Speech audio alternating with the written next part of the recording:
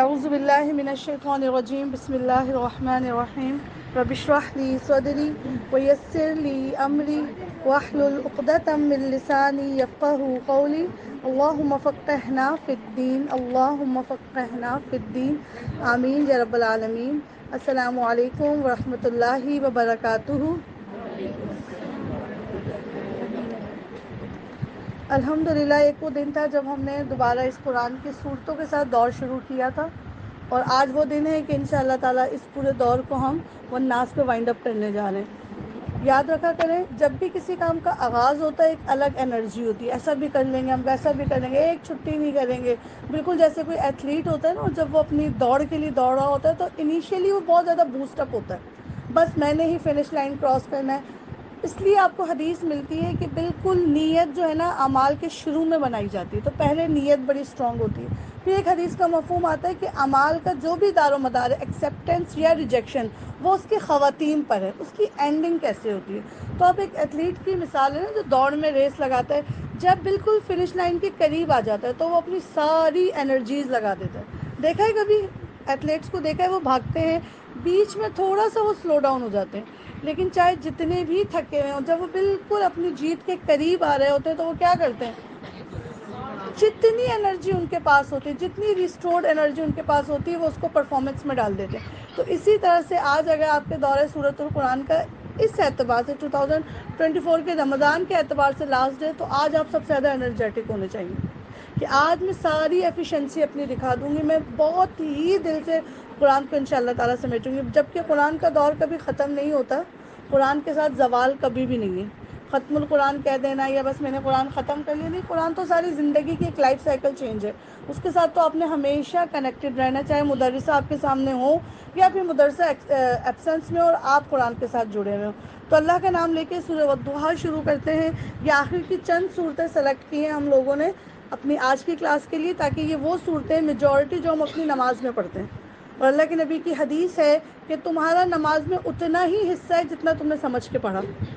اس اعتبار سے تو بہت کم حصہ ملتا ہوگا لوگوں کو، تسبیحات کے میننگز نہیں آتے، ثنا کے میننگ نہیں آتے، جو قرات ہم کرتے ہیں قیام میں، ہمیں اس کے بھی صحیح سے معنی مفہوم نہیں آتے۔ تو ان شاء اللہ تعالیٰ ہم کوشش کریں گے کہ ہم ان صورتوں کو اتنا کم از کم بیسک اس کی سمجھ لیں کہ جب میں نماز میں کھڑے ہو کے انا اطمئنہ کل کوثر پڑھوں یا میں والضحیٰ پڑھوں، تو میرے پاس اس کا معنی مفہوم بیک آف دا مائنڈ میرے دماغ میں چل رہا ہو ان شاء اللہ تعالیٰ۔ بسم اللہ الرحمن الرحیم۔ أعوذ بالله من الشيطان الرجيم. بسم الله الرحمن الرحيم.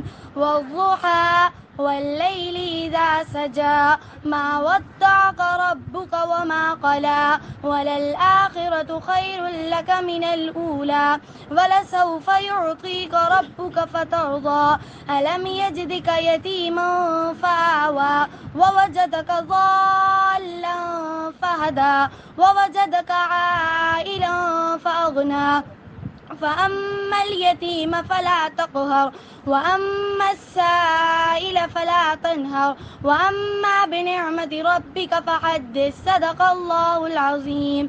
صدق اللہ العظیم، جزاک اللہ خیرا کثیرا۔ بسم اللہ الرحمن الرحیم۔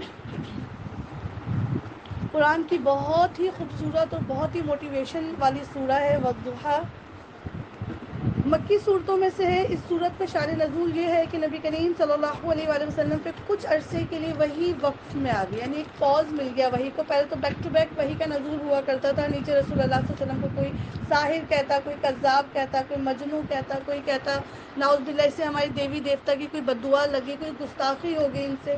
لیکن آپ صلی اللہ علیہ وسلم کے پاس سب سے بڑا حوصلہ یہ تھا کہ ان کے تمام ان حوصلہ شکن باتوں پہ جبریل امین آیا کرتے تھے اور فریش اللہ کا کلام لے کر آیا کرتے تھے، اور رسول اللہ پھر مضبوط ہو جایا کرتے تھے۔ لیکن آپ ایک لمحے کو اس سورہ کو پڑھنے سے پہلے سوچیں کہ مکہ ہے اور آگے پیچھے ستانے والے لوگ ہیں، اور اس میں سے کسی نے آ کے بول دیا ہاں بھائی محمد آج کل تم پہ وہی نہیں آ رہی ہے، کیونکہ وہی میں کچھ دیر کے لیے ٹھہراؤ آ گیا تھا، اس کے پیچھے اللہ کی جو بھی حکمت ہو۔ کسی نے آ کے بولا کیوں تمہارا اللہ تم سے ناراض ہو گیا، کسی نے آ کے بولا کیوں تمہارے اللہ نے تم کو چھوڑ دیا، تو یہ ساری باتیں رسول اللہ کو کس قدر تکلیف دیتی ہوں گی، اس قدر جملے آگے پیچھے سے سن رہے ہیں اور جبریل بھی نہیں آ رہے ہیں اور آیات بھی نہیں آ رہی ہیں اور وہ تازہ دم کر دینے والی صورتیں بھی نہیں مل رہی رسول اللہ صلی اللہ علیہ وآلہ وسلم کو. پھر ایک دن آیا کہ تھوڑے سے توقف کے بعد، تھوڑے سے وقت کے بعد سورہ والضحیٰ نازل ہوئی، اور یہ وہ سورہ ہے جو آج بھی اگر آپ اپنے ڈارک پیریڈ میں اس کو پڑھتی ہیں تو اللہ آپ کو قرآن کی برکت سے روشنی دکھا دیتے ہیں، روشن ہو جاتے ہیں دل، روشن ہو جاتی ہیں آنکھیں، ساری مایوسی امید و یقین میں بدل جاتی ہے. تو انشاءاللہ تعالیٰ اس ایموشن کے ساتھ اور اس موٹیویشن کے ساتھ قرآن سننا ہے کہ اللہ اگر آج بھی میں کسی لیول آف اسٹریس میں ہوں، کہیں نہ کہیں ہماری زندگیوں میں مشکلات ہے، ہم میں سے کوئی نہیں بول سکتا کہ نہیں میں کبھی آزمائی نہیں گئی. اپ اینڈ ڈاؤن سب کی لائف میں آتے ہیں، تو ہمارے لیے بھی آج سب سے بڑی روشنی جو ہے سورہ والضحیٰ ہے انشاءاللہ تعالیٰ. اس کا ترجمہ آپ اپنے اسٹریس کو ریلیز کرنے کے لیے پڑھیں گے. اللہ کے نام سے جو بے انتہا مہربان اور رحم فرمانے والا ہے. قسم ہے روز روشن کی اور رات کی جبکہ وہ سکون کے ساتھ طاری ہو جائے. دو ورڈ ان اپوزٹ یوز کیے، والضحیٰ پیور روشنی اور واللیل پیور ڈارکنیس. آپ کی پوری زندگی اسی ضد کی عکاسی ہے، کبھی بہت خوشیاں، کبھی بہت غم، کبھی بہت من پسند بات، کبھی بہت دل توڑ دینے والی بات. اسی چیز کا نام زندگی، اپ اینڈ ڈاؤن کو ملا کے اللہ تعالیٰ نے زندگی بنائی. اور آپ کو پتا ہوگا کہ اگر آپ لوگ دیکھتے ہیں ہماری وہ جو دل کی ریڈنگ نکلتی ہے، کیا کہتے ہیں اس کو، ای سی جی، ای سی جی، اینجیوگرافی تک مت جاؤ میں ابھی صرف ای سی جی پہ رہو. اس میں کیا آتا ہے، لائن سیدھی ہوتی ہے، بہت زیادہ ویریشنس کے ساتھ ہوتی ہے. اس چیز کی دلیل ہے کہ آپ کے ساتھ زندگی میں اگر بالکل سیدھی ہو گئی پھر کیا ہے، پھر ختم ہے ہم لوگ. تو زندگی نام ہی اپ اینڈ ڈاؤنس کا ہے. آپ اور میں آج بھی روئیں اور ہمیں کسی کی بات، کسی کی ساتھ، کسی کی یاد تکلیف دے، ہمیں قرآن آج بھی موٹیویٹ کرتا ہے. لیکن آپ ایک لمحے کو سوچیں کہ جب رسول اللہ صلی اللہ علیہ وسلم رویا کرتے تھے اور ان کو ان سب کی باتوں سے تکلیف ہوتی تھی، تو بالکل فریش اسی وقت قرآن نیچے نازل ہوتا تھا.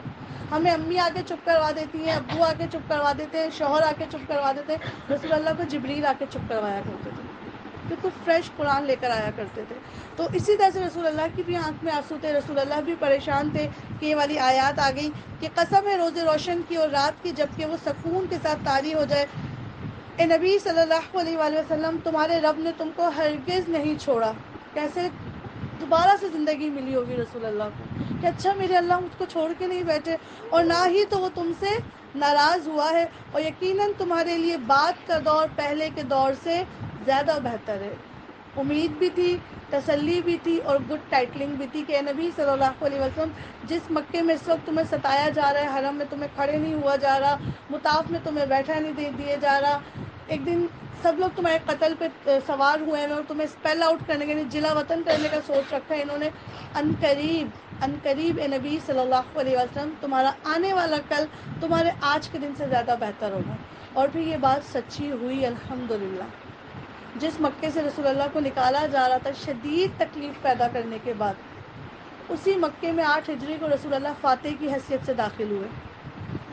جس مکے میں لوگ چھپ چھپ کے نماز پڑھا کرتے تھے، اسی مکے کی گلیوں میں عمر فاروق نے اعلان کر کے کہا تھا کہ بات سنو، عمر بن خطاب اسلام لے کر آیا، بلال اب چھپ کے اذان نہیں دینی، چلو کھڑے ہو کے جماعت سے نماز پڑھو. ایک دور رسول اللہ نے دیکھا ایک مٹھی بھر جماعت صحابہ کی، اور وہ بھی اپنی جان کے اوپر تلوار لٹکا کے گھومتے تھے کلمے کے ساتھ.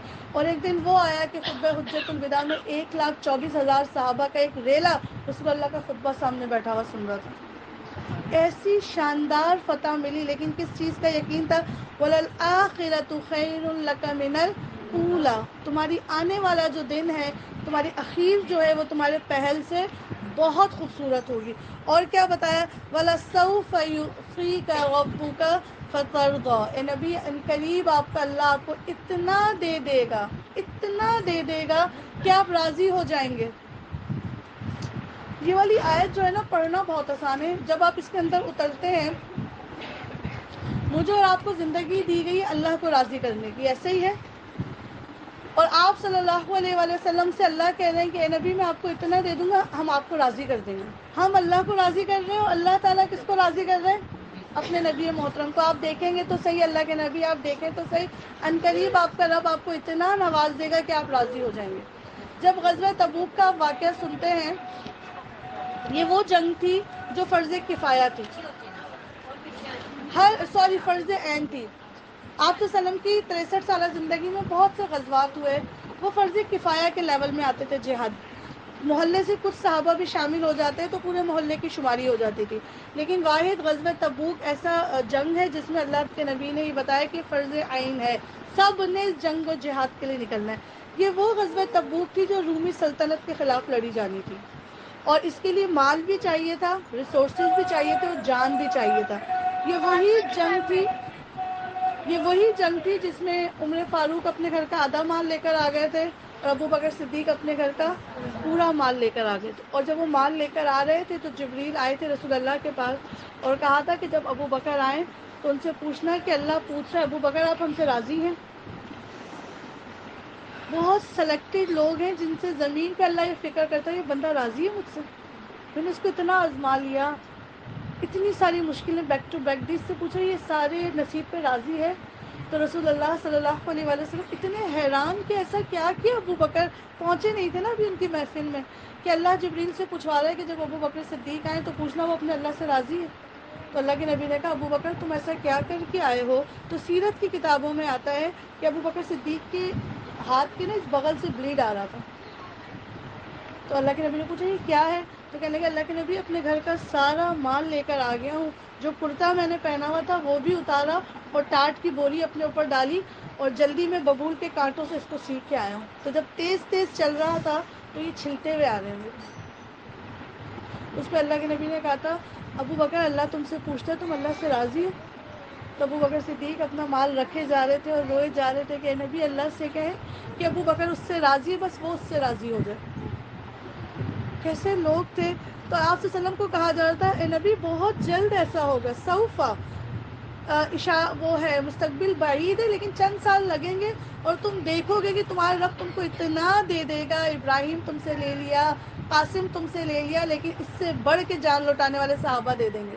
میں تمہارے لیے زید بن حارثہ کھڑا کر دوں گا کہ تمہارے سائے کے ساتھ دوڑا کرے گا وہ، وَلَسَوْفَ يُعْطِيكَ رَبُّكَ فَتَرْضَىٰ۔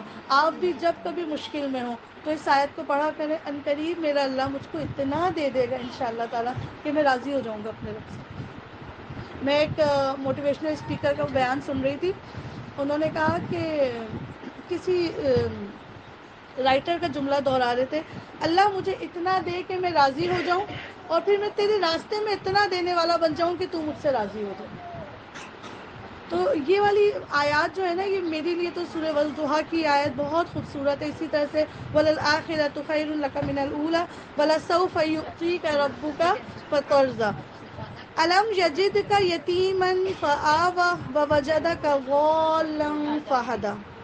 اور عنقریب تمہارا رب تم کو اتنا دے گا کہ تم خوش ہو جاؤ گے، کیا اس نے تم کو یتیم نہیں پایا اور پھر ٹھکانہ فراہم کیا؟ دنیا میں یتیم کو سب سے کیا سمجھا جاتا ہے؟ کمزور طبقہ، لوگ خود اپنے اوپر خود ترسی لے کر بیٹھے تھے میں بہت اچھا کرتی اگر میں یتیم نہ ہوتی۔ رسول اللہ نے یتیمی دیکھی، اپنی پیدائش سے پہلے والد رخصت ہو گئے تھے، 6 سال کے تھے تو والدہ محترمہ رخصت ہو گئی تھی، اور 2 سال مزید ٹھہرے تو دادا جان رخصت ہو گئے، مزید کچھ سال ٹھہرے ابو طالب چلے گئے، مزید ایک کچھ عرصہ حضرت خدیجہ کے ساتھ گزارا، حضرت خدیجہ چلے گی۔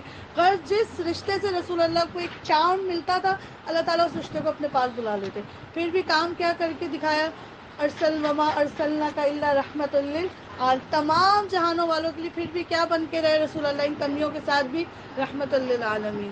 تو کوئی چیز ایسی نہیں ہے کہ ہم بلیم کریں کہ میں بہت اچھی مسلمان ہوتی اگر میری زندگی میں یہ مشکل نہیں آتا، ہر غم رسول اللہ کی زندگی کو ہٹ کیا ہے۔ رسول اللہ کی حدیث کا مفہوم ہے کہ میری امت کو جب لگے کہ وہ بہت آزمائے گئے ہیں اور بہت مشکلیں تو ان سے کہنا میری سیرت میں جھانک کر دیکھیں کون سی تکلیف ہے جو رسول اللہ نے نہیں دیکھی، اور تمہیں ناواقف راہ پایا پھر ہدایت بخشی، اور تمہیں نادار پایا اور پھر مالدار کر دیا۔ رسول اللہ صلی اللہ علیہ وآلہ وسلم نے ابو طالب کے گھر بہت قسمہ پرسی والی زندگی گزاری، مجھے نہیں پتا آپ میں سے کتنوں نے رسول اللہ کی سیرت بھی کبھی سنی اور جانی ہوگی، تو پتہ لگتا ہے کہ چچا کے گھر جو خود بھی معاش کے اعتبار سے بہت اسٹرانگ بھی نہیں تھے، بچے بھی تھے، تو رسول اللہ صلی اللہ علیہ وآلہ وسلم بہت جلدی خودداری کی ایج کو پہنچے۔ ویسے بھی یتیم کو نا کسی کے گھر بے پیسہ دیے مال کھاتے ہوئے تکلیف ہی ہو تو اس کو اپنا ذات ایک بوجھ سا محسوس ہو رہا تھا۔ حضرت محمد عربی صلی اللہ علیہ وسلم نے بہت کم عمری میں تجارت کی غرض سے جانا شروع کیا، بکریاں چلانا شروع کی تاکہ میں اپنے چچا ابو طالب پہ کسی قسم کا وزن نہ بنوں۔ تو ایک مفلسی والی زندگی دیکھی تھی رسول اللہ نے۔ پھر اللہ تعالیٰ فرما رہے ہیں کہ وَوَجَدَكَ عَائِلًا، ہم نے تم کو کمزور پایا، مفلس پایا، فَأَغْنَا، پھر ہم نے تم کو کیا کر دیا؟ غنی کر دیا۔ کس کے ذریعے غنی کیا رسول اللہ کو؟ مال کے اعتبار سے۔ حضرت خدیجۃ الکبریٰ رضی اللہ تعالی عنہا سے جب نکاح ہوا تو اتنا مال رسول اللہ نے اپنی زندگی میں دیکھا، اتنا کچھ دیکھا، ایک جو پروٹوکول لگژریس لائف ہوتی ہے، ایک بہت بڑی سخی تاجر کی، خود ایک بہترین تاجر خاتون سیدۃ القریش حضرت خدیجۃ الکبریٰ، پتہ ہے کتنا مال تھا جو انہوں نے رسول اللہ کے ایسے قدموں پہ لوٹا دیا تھا۔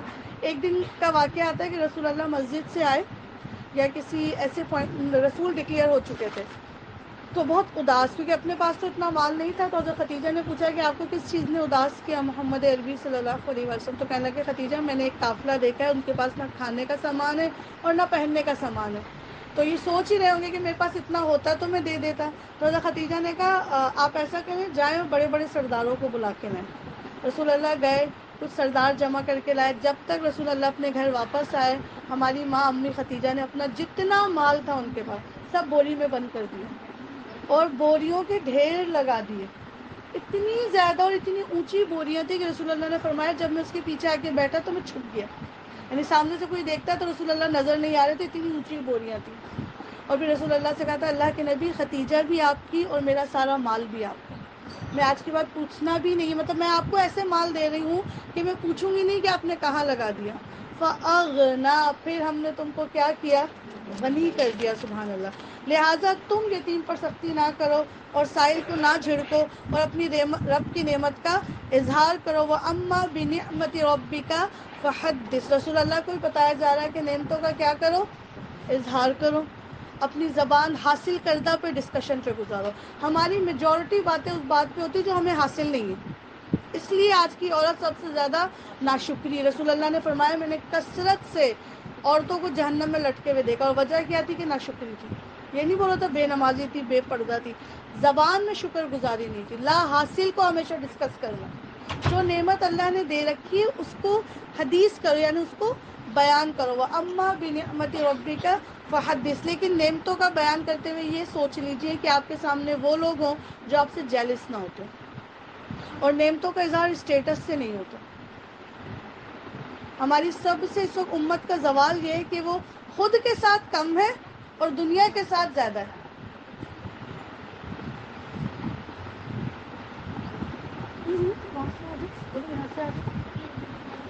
ادھر سے آگے لے بھی جاؤ، بلائیں۔ وہ اما بنعمتی کا ربی کا فحدث، اللہ کو پسند ہے کہ بندہ اس کو دی گئی نعمتوں کا ذکر کرے، لیکن ایسی جگہ ذکر نہ کرے جہاں سے آپ کو شر کا اندیشہ ہو یا لوگوں میں مقابلے بازی آ جائے۔ سورہ علم نشرح، بسم اللہ الرحمن الرحیم۔ علم نشرح لک صدرک، اے نبی صلی اللہ علیہ وآلہ وسلم کیا ہم نے تمہارے لیے تمہارا سینہ کھول نہیں دیا اور تم پر سے وہ بھاری بوجھ اتار دیا جو تمہاری کمر توڑے ڈال رہا تھا، رسم و رواج کے بوجھ، شرک کے بوجھ جو رسول اللہ کے سرکل میں تھے۔ اللہ تعالیٰ نے اتنا خوبصورت ہلکا پھلکا دین دیا ہے، آج دین کو اتنا مشکل کر کے پیش کیا جاتا ہے، سب سے فطرت سے قریب دین دین اسلام ہے۔ آپ صلی اللہ علیہ وسلم فرماتے تھے میں فطرت سے بالکل عین قریب اسلام لے کر آیا ہوں۔ آگے اللہ تعالیٰ فرماتے وَرَفَعْنَا لَكَ ذِكْرَكَ، اور تمہاری خاطر تمہارے ذکر کا آوازہ بلند کر دیا۔ آپ صلی اللہ علیہ وآلہ وسلم کے جب بیٹوں کی وفات ہوئی تو لوگوں نے کہنا شروع کیا کون ان کا نام لے گا، کچھ سال اور گزریں گے نہ یہ حضرت ہوں گے اور نہ ان کا اسلام کا بخار ہوگا، ختم ہو جائے گا۔ اللہ تعالیٰ نے قیامت تک کے لیے رسول اللہ کا نام محفوظ کر لیا۔ کوئی اذان مکمل نہیں ہوتی جب تک محمد عربی کا نام نہ آ جائے، کوئی درود مکمل نہیں ہوتا جب تک محمد کا نام نہ آ جائے، کوئی نماز مکمل نہیں ہوتی جب تک رسول اللہ کا تذکرہ نہ ہو جائے۔ کس نے کہا تھا کہ رسول اللہ صلی اللہ علیہ وسلم کو زوال ہوگا؟ ان کی تعلیمات کو بھی عروج ہے، ان کی ذات کو بھی عروج ہے الحمدللہ۔ آج بھی کتنے لوگ ایک ناموس پہ اپنی جان دینے کے لیے کھڑے ہو جاتے ہیں، حرمت رسول کے لیے کتنے لوگ کھڑے ہوئے ہیں۔ تو اللہ تعالیٰ فرمایا وَرَفَعْنَا لَكَ ذِكْرَكَ، اور ہم نے تمہارے لیے تمہارا ذکر بلند کر دیا۔ فَإِنَّ مَعَ الْعُسْرِ يُسْرًا، بس حقیقت یہ ہے کہ ہر تنگی کے ساتھ فراخی ہے، یہ آسانی ہے. ان مع العسر یسرا، بس بے شک تنگی کے ساتھ آسانی ہے. فَإِذَا فَرَغْتَ فَانصَبْ وَإِلَىٰ رَبِّكَ فَارْغَب، لہٰذا جب تم فارغ ہو جاؤ تو عبادت کی مشقت میں لگ جاؤ اور اپنے رب ہی کی طرف راغب ہو. سورہ علم نشرہ میں اللہ تعالیٰ نے ایک چیز اور ہم بندیوں کو سکھائی ہے کہ جب آپ کے پاس تنگی آتی ہے اس کے ساتھ ساتھ آسانی آتی. سم ٹائم ہمیں وہ دکھ نہیں رہی ہوتی. یہ بھی نہیں کہا کہ تنگی کے بعد آسانی ہے. کیا کہا اللہ سبحانہ و تعالیٰ نے؟ تنگی کے ساتھ. ہو سکتا ہے، یاد رکھیں دنیا کا ایک جوڑا ہے آخرت. اگر دنیا میں مشکل آ رہی ہے تو اس کے بدلے کون سی زندگی آسان ہو رہی ہے؟ آخرت آسان ہو رہی ہے. رسول اللہ نے فرمایا بندے مومن کو ایک کانٹا بھی نہیں چبھتا مگر یہ کہ اس کا ایک گناہ بخشا جاتا ہے. یہ آسانی ہے یا نہیں؟ آپ صلی اللہ علیہ وسلم نے فرمایا کہ انسان کو دنیا میں جتنی آزمائش آتی ہے وہ ایک آزمائش آتی ہے اس پہ صبر کرتا ہے، دوسری آزمائش آتی ہے اس پہ صبر کرتا ہے، اور ہر آزمائش کے بدلے اس کے گناہ معاف ہوتے ہیں، یہاں تک کہ وہ جب اللہ سے ملتا ہے تو گناہوں سے بالکل پاک ہو کے ملتا ہے. کیا یہ آسانی نہیں ہے؟ یہاں صبر کر لیا، قیامت کے دن وہ جماعت جو بغیر حساب کے جنت میں جائے گی وہ صبر والوں کی جماعت ہوگی. یہ آسانی نہیں ہے. ہم آسانی سمجھتے ہیں، دنیا میں مشکل آ رہی ہے دنیا سے ہی آسانی چاہیے. ہاں ہو سکتا ہے یہیں مل جائے، نہیں تو پھر اس کے جوڑے میں ضرور مل جائے گی انشاءاللہ تعالیٰ. اور 2 دفعہ کہا فَإِنَّ مَعَ الْعُسْرِ يُسْرًا، إِنَّ مَعَ الْعُسْرِ يُسْرًا. تو اسکالرس کہتے ہیں کہ ایک مشکل کے ساتھ 2 دفعہ آسانی چلی آتی ہے. صحابہ کو مشکل ملتی تھی. آپ یہ دیکھ لیں آج کا مسلمان مرد اگر میدان جہاد میں اترتا ہے، شہید ہو گیا تو اس کے لیے آسانی، غازی بن کے آیا تو بہت بڑے آنر کے ساتھ واپس آ گیا. تو مومن کے لیے تو اللہ کے نبی فرماتے ہیں، مسکرا کے فرما رہے تھے کہ میں نے مومن کے لیے ہر معاملے میں خیر ہی دیکھی. مطلب اس سے زیادہ فائدہ مند کوئی نہیں ہے جو ایمان والا ہے. مشکل آتی ہے صبر کرتا ہے اللہ خوش ہو جاتا ہے، نعمت ملتی ہے شکر کرتا ہے پھر اللہ خوش ہو جاتا ہے. یعنی ہر حال میں ہمارے لیے کیا ہے؟ آسانی ہی آسانی ہے. شکر کا معاملہ آئے تب بھی، صبر کا معاملہ آئے تب بھی. لہٰذا جب تم فارغ ہو جاؤ تو تو عبادت کی مشقت میں لگ جاؤ. فَإِذَا فَرَغْتَ فَانصَبْ. پہلی بات تو یہ کہ مومن ریئرلی کبھی فارغ ہوتا ہے، ایسے ہی ہے نا، ہماری تو زندگی 24 گھنٹے کی عبادت کی شکل ہے. سیکنڈ یہ کہ فارغ ہو جاؤ تو کیا کرو؟ اسکرولنگ کرو. کیا کرو؟ چٹ چیٹ کرو. کہ بولے کال ہے، ہاں میں فارغ بیٹھی ہوئی سوچا تمہیں ہی کال کر لوں. اللہ کہہ رہے ہیں کہ جب تم فارغ ہو جاؤ تو پھر عبادت میں لگ جاؤ. تو اس کا مطلب ہے کہ فارغ تو نہیں ہوئے ہم لوگ، بلکہ فارغ ہو گئے تو زیادہ انرجیٹکلی نماز پڑھیں. مجھے جوانی میں شاید اتنی اچھی نماز نہیں پڑھ پا رہی، یہ بھی کام کرنا ہے وہ بھی کام کرنا ہے. اگر اللہ برکت والا بڑی عمر دیتا ہے اور ایک بزرگی والی اسٹیج آتی ہے تو عورت بہت ساری ذمہ داریوں سے فارغ ہو جاتی ہے. اب بچوں کا دودھ نہیں بوائل کرنا، اب پیریڈز نہیں آنے، اب پریگننسیز نہیں دیکھنی ہے، تو اب کیا کرو؟ فَإِذَا فَرَغْتَ فَانصَبْ. اللہ نے تم کو اتنی بڑی ذمہ داریوں سے فارغ کر دیا، اب کیا کرو؟ سب کی زندگیوں میں گھسو کہ فارغ بیٹھی ہوئی ہو. اب دوبارہ اللہ کی یاد میں لگ جاؤ. کتنی ہم میں سے خواتین ہیں جو بوڑھی ہوتی ہیں اور ان کو نیند کم آنے کی شکایت ہوتی ہے. یہ اللہ کی طرف سے اس کو انعام ہوتا ہے کہ جس جوانی میں تم تہجد نہیں پڑھ پائی تھی نا، تو اب اٹھ کے پڑھو نا. اب کیوں سلیپنگ پلس کھا کے سو جاتی ہو؟ یہ تمام چیزیں اللہ کی طرف سے بلیسنگ ہیں. اللہ نے بچے بچیوں کی شادیاں کروا دی. خدارا اپنی آخرت کی فکر کرے. اچھے سے بہو بیٹوں کا چل جائے گا. ہر معاملے میں انٹرفیئر کر کے کوئی کپل کامیاب نہیں ہو سکتا. فارغ ہو گئی ہیں عورتیں تو اللہ کے لیے فارغ ہوں. اتنی ساری خواتین میں نے دیکھی بڑی عمر کو پہنچ گئی ڈرامے دیکھنے بیٹھی ہوئی، بس شادیوں میں جانے کی ان کو پڑی ہوئی ہے، بس موبائل سے نیچے ہی نہیں اتر رہی ہیں بیچاریاں. فارغ اللہ تعالیٰ نے تمہیں کیوں کیا؟ بہت ساری ذمہ داریوں سے، تاکہ کیا کرو؟ اللہ کی عبادت کی مشقت میں لگ جاؤ. وَإِلَىٰ رَبِّكَ فَارْغَب. اور اپنے رب ہی کی طرف تم کیا کرو؟ شوق سے دوڑو، رغبت سے دوڑو. سورہ 3 بسم اللہ الرحمن الرحیم. قسم ہے انجیر اور زیتون کی اور طور سینا کی اور اس پرامن شہر مکہ کی، ہم نے انسان کو بہترین ساخت پہ پیدا کیا. لقد خلقنا الانسان فی احسن تقویم. جتنے سانچے تھے اللہ سبحانہ تعالیٰ کے، سب سے پیارے سانچے میں کس کو پیدا کیا اللہ نے؟ اور سب سے زیادہ تکلیف کس ہے اپنی شکل کے اوپر؟ یہ کاسمیٹک سرجری کروڑوں کا بزنس کرتی ہے کاسمیٹکس. کوئی اپنے رنگ پہ راضی نہیں، کوئی اپنے فیچرز پہ راضی نہیں، کوئی اپنے آئی شیڈو پہ راضی نہیں. جس کو دیکھو بوٹاکس ہیں، فلرز. اچھا جس کے پاس پیسے ہیں وہ تو فلر لگوا کے ہونٹ موٹے کر رہے ہیں، اور جس بیچاری کے پاس پیسے نہیں ہے وہ لپ لائن اوپر سے لگانا شروع کر رہی ہیں.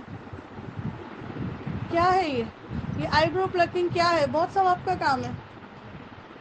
اللہ اور اس کے رسول اور تمام ملائکہ اور تمام انسانوں کی لعنت ہے ایسی عورت پہ جو آئی برو پلکنگ کرواتی ہے. دیٹ مینس وہ اس شیپ پہ راضی تو نہیں ہے. وہ پارلر والی کو بولتی ہے آرچ والی بنا دو، فلانی والی بنا دو، ڈھماکی والی بنا دو. ایسی کمائی میں کوئی برکت نہیں جو لعنت کا کام کر کے کی جاتی ہے. اور اللہ کو ایسے چہروں سے کوئی محبت نہیں معذرت کے ساتھ.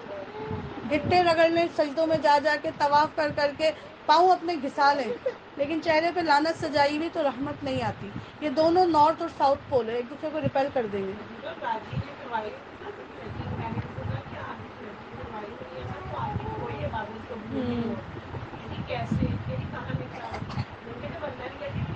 لعنت ہے پھر ان چہروں پہ کیسے؟ نہیں نہیں لعنت کیوں نہیں، بالکل حدیث ہے. جی جی جی جی.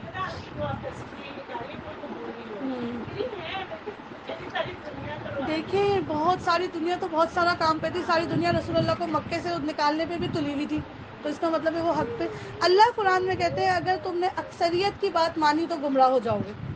حدیث قرآن کی آیت ہے کہ میجورٹی اور اتھارٹی کو سمجھا تو گمراہ ہو جاؤ گے. تو پلیز اللہ نے جس شیپ میں آپ کو مجھے پیدا کیا ہم اسی میں پیارے لگتے ہیں. مت اس کے اندر مینا کاری کریں، مت اس کے اندر اپنی مرضی کے جو ہے نا فلرز داخل کروائیں، نہ آئی شیڈس کلر چینج کروائیں. ہم نے انسانوں کو سب سے بہترین ساخت پہ پیدا کیا. ثم رددناہ اسفل سافلین، پھر کیا کیا اس کو نچلوں سے نیچا بنا دیا. انسان جب اپنی انسانیت سے گرتا ہے تو وہ جانور سے بدتر ہوتا ہے. ابھی ریسنٹلی ایک ویڈیو وائرل ہوئی ہے، توبہ ٹیکسنگ میں باپ بیٹھا ہوا ہے چرپائی پہ، باپ بیٹھا ہوا ہے چرپائی پہ، رات کا ٹائم تھا، اور بیٹے نے اپنی بہن کو 22 سال کی بہن کو منہ پہ تکیہ رکھ کے نیند سلایا ہمیشہ کی. اور باپ دیکھ رہا ہے ایسے مزے سے یوں لیٹا ہوا ہے. اور جب وہ بیٹا اپنی بہن کا قتل کر کے فارغ ہوا ہے تو اس کو گلاس میں پانی ڈال کے دیا ہے، سیل فون اس کے ہاتھ میں دیا ہے. یہ ہوتا ہے انسان جب گرتا ہے نا انسانیت سے تو وہ نیچے سے نیچے چلا جاتا ہے. آج بہنوں کا ریپ ہو رہا ہے بھائیوں کے ہاتھ، یہ ہے انسانیت سے گری ہوئی حرکتیں. باپ سے بیٹیاں محفوظ نہیں ہیں. یہ ہے جب انسان انسانیت سے گرتا ہے تو جانور کو عقل ہے لیکن انسان کو عقل نہیں ہوتی. ثم رددناہ اسفل سافلین. پھر اللہ تعالیٰ فرماتے ہیں الا الذین آمنوا وعملوا الصالحات فلہم اجر غیر ممنون، سوائے ان لوگوں کے جو ایمان لائے اور نیک عمل کرتے رہے. کہیں پر بھی ایمان عمل کی شرط سے خالی نہیں ہے. اللہ کو ایمان کے ساتھ حقیقی کیا چیز چاہیے؟ عمل. اللہ یہ نہیں پوچھے گا 10 سال سے دورہ قرآن سن رہی تھی، 12 سال سے سن رہی تھی. اللہ یہ پوچھے گا سن کے سیکھا کیا تھا، کتنی میٹھی بن گئی تھی، کتنا تسکین آمیز تمہارا لہجہ تھا، کتنا شکر گزار والی تمہاری زبان تھی. ورنہ اللہ کو 12 20 25 سال کے دور نہیں چاہیے. حضرت عمر فاروق نے ایک آیت پڑھی سنی تھی سورہ طٰہٰ کی، اور ایمان لا کے کیا صحابی بن گئے تھے ماشاء اللہ لا قوت. اللہ کوانٹٹی نہیں دیکھے گا ہماری، ان کے لیے کبھی نہ ختم ہونے والا اجر ہے. پس نبی صلی اللہ علیہ وآلہ وسلم اس کے بعد کون جزا و سزا کے معاملے میں تم کو جھٹلا سکتا ہے؟ کیا اللہ سب حاکموں سے بڑا حاکم نہیں؟ اجر غیر ممنون کی تھوڑی سی آپ کو بتا دوں، ایسا اجر جس کا سلسلہ رکنے والا نہیں. اس کی 2 مثالیں، ایک تو وہ جو نیک اعمال میں بطور صدقہ جاریہ چھوڑ کے چلی گئی. ان میں کیا کیا چیزیں آتی ہیں؟ نیک اولاد، کوئی کسی کا نفع والا کام، پانی کا بورڈ لگوا دیا، کہیں راشن، مسجد کا کوئی کام کروا دیا. نافع علم جو ہم چھوڑ کے چلے گئے جس کے بعد کے لوگ بھی فائدہ اٹھائیں، اور ایک نیک صالح اولاد. یہ سب ہمارے صدقہ جاریہ میں آتی ہے. میں ان دنیا سے چلی جاؤں گی، میری آواز سے اگر خیر بٹتی رہی تو یہ بھی کس میں ہوگا؟ صدقہ جاریہ میں سے ہوگا انشاءاللہ. میری اولاد اگر نیکی کا کوئی کام کرتی رہی جس کا راستہ میں نے اس کو دکھایا تھا تو میرے لیے کیا ہوگا؟ صدقہ جاریہ ہوگا. میرا اعمال نامہ بند نہیں ہوگا یہاں تک کہ قیامت آ جائے. میری طرف سے جو نیکی لگا کر گئی ہوں گی میں، اس نیکی سے جو پھل اترے گا اللہ اس کا ایک حصہ مجھے بھی دے دے. اسی طرح سے ڈرنے والی بات یہ کہ کوئی گناہ جاریہ چھوڑ کے چلی گئی تو جہاں مزے آ رہے ہوں گے لوگوں کے گناہ کر کر کے، وہاں چھترول کس کی ہوگی؟ ہماری ہوگی، اگر نہیں چھوڑ کے گئے، نہیں چھڑوا کے گئے یا نہیں سمجھا کے گئے. دوسرا اجر غیر ممنون کی بہت پیاری تفسیر یہ آتی ہے کہ وہ نیکی کا عمل جو آپ نے استقامت کے ساتھ کیا. مثال کے طور پہ جوانی میں کسی نے بہترین عبادتیں کی، اس کی چارج، اس کی اشراق، اس کی سنت، اس کی تہجد، لیکن ایک وقت آیا کہ اس پہ ایسا کمزور بڑھاپا آ گیا کہ وہ فرض نماز سے زیادہ نہیں پڑھ پا رہی تھی. پھر اللہ تعالیٰ کیا کریں گے؟ وہ والا اکاؤنٹ اس کا جاری رکھیں گے. ہے کوئی ایسی محبت کرنے والا؟ جو تہجد میں نہیں بھی پڑھ پاؤں گی، پچھلی میری استقامت اللہ دیکھیں کنٹینیوٹی کے ساتھ کرتی تھی، اللہ تعالیٰ اس کے اوپر میرا اجر لکھ دیں گے. جو اچھے دنوں میں لوگوں کو صدقہ کرتا تھا اور بہترین صدقہ کرتا تھا، مال اچھا تھا، ایک دن آیا اس پہ فقیری آ گئی، غریبی آ گئی، اب وہ 1000 تو نہیں نکال پا رہا، 1 روپیہ نکال پا رہا ہے. پھر اللہ کیا کریں گے؟ پیچھے والا اکاؤنٹ دوبارہ سے اس کے لیے چالو کر دیں گے. اس سے زیادہ کیا مثال دیں اللہ کی رحمت و شفقت کی. ایک صحابی آئے رسول اللہ سے فرمانے لگے، اللہ کے نبی، جو میں نے دور جہالت میں گناہ کیے تھے اور پھر میں نے کلمہ پڑھ لیا، کیا مجھے ان گناہوں پہ شامت ملے گی؟ اللہ کے نبی نے کہا نہیں، جب تم نے کلمہ پڑھ لیا تو پیچھے تمام گناہوں کی بلڈنگ اللہ نے گرا دی.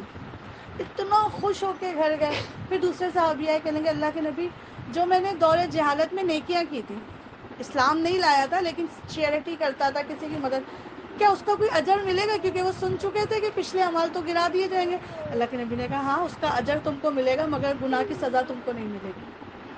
کس اللہ کا تعارف اللہ سبحانہ تعالیٰ کا اللہ کے نبی نے ہمیں کروایا.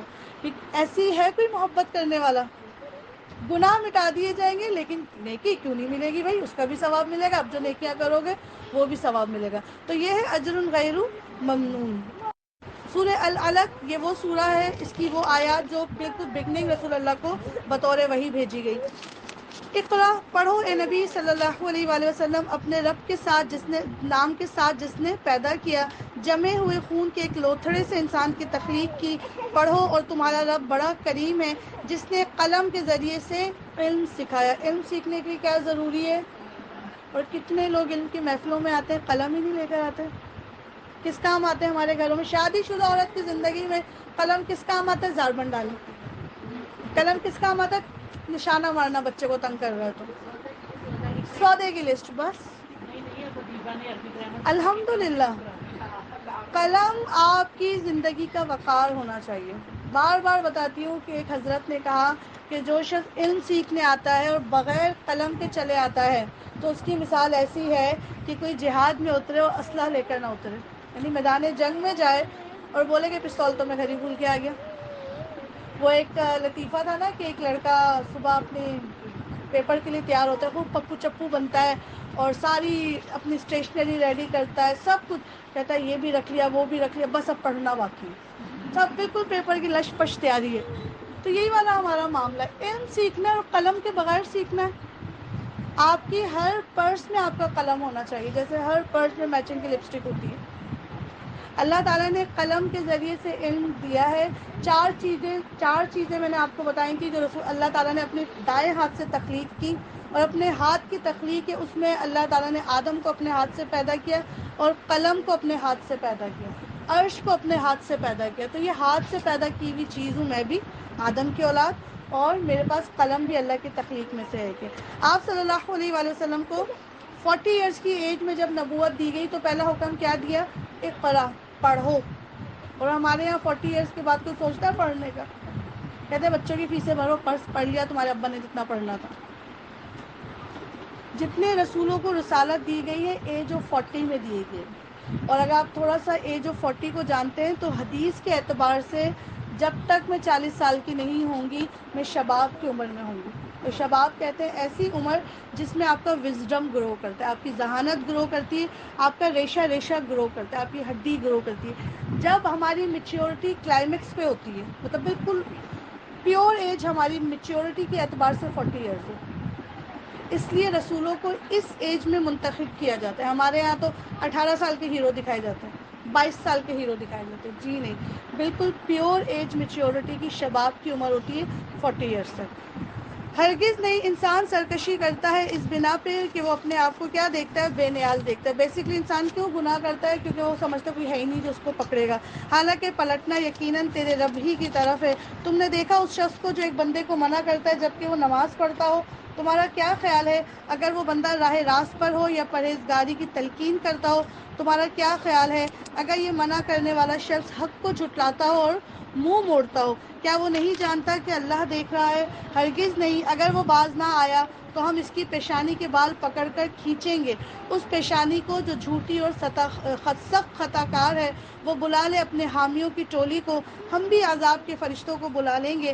ہرگز نہیں، اس کی بات نہ مانو اور سجدہ کرو اور اپنے رب کا قرب حاصل کرو۔ جس کو اللہ کی قربت چاہیے اسے کیا کرنا ہے؟ سجدہ کرنا ہے۔ اللہ کے نبی کی حدیث ہے کہ انسان سجدے میں اپنے رب سے ملاقات کر کے آتے ہیں۔ انسان کسی بھی کیفیت میں رب سے اتنا قریب نہیں ہوتا جتنا سجدے کی حالت میں ہوتا ہے۔ اور پھر اللہ کے نبی نے فرمایا تمہیں چاہیے کہ اس مقام پہ خوب دعائیں کرو۔ ہم صرف تسبیحات پڑھ کے اٹھ جاتے ہیں۔ جب آپ سجدے میں جاتے ہیں تو بالکل تنہائی میں بطول بن کے اللہ سے مل کے آتی ہیں، تو پھر مانگے اس ٹائم اللہ مجھے نور چاہیے، اللہ مجھے ہدایت چاہیے، اللہ مجھے مغفرت چاہیے۔ آج میں ویڈیو دیکھ رہی تھی، اس ٹائم حرم میں اتنا رش ہے، کتنے نمازیوں کا رش ہے، اور آپ سوچیں کہ اس حرم کو آباد کرنے کے لیے رسول اللہ کے لیے ایک سجدہ کرنا یہاں پر مشکل ہوتا تھا۔ اللہ کے نبی جب نماز کی کیفیت میں سجدے میں گئے تھے تو سب نے وہ واقعہ سنا ہے کہ اوج اٹھا کے رسول اللہ کے اوپر ڈال دی گئی تھی، اور کسی بکری کے بچے کی اوج نہیں تھی، کس کی اوج تھی؟ اونٹ کی۔ کتنی وزنی اوج، اور اس کے اوپر اس قدر گند لگا ہوا۔ تو آپ صلی اللہ علیہ وسلم وہ جن کو اللہ نے کہا تھا وَثِيَابَكَ فَطَهِّرْ، اے نبی اپنے کپڑے پاک رکھنا۔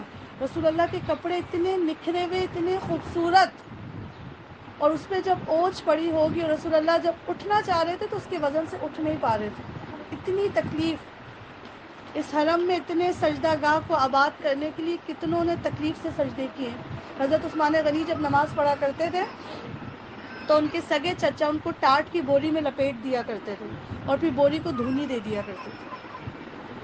یہ تکلیفیں صرف ہم پڑھ سکتے ہیں، ورنہ ہم حرم میں اتنی سی مشکلیں آنے پہ اتنے رونے والے لوگ ہیں۔ دھونی آ رہی ہے، اور ٹاٹ کی بوری کی دھونی کتنی شدید، اور اس میں وہ لپٹے ہوئے اور برداشت کر رہے ہیں کہ وہ نماز پڑھ کے آئے تھے۔ بسم اللہ الرحمن الرحیم۔ سورہ القدر۔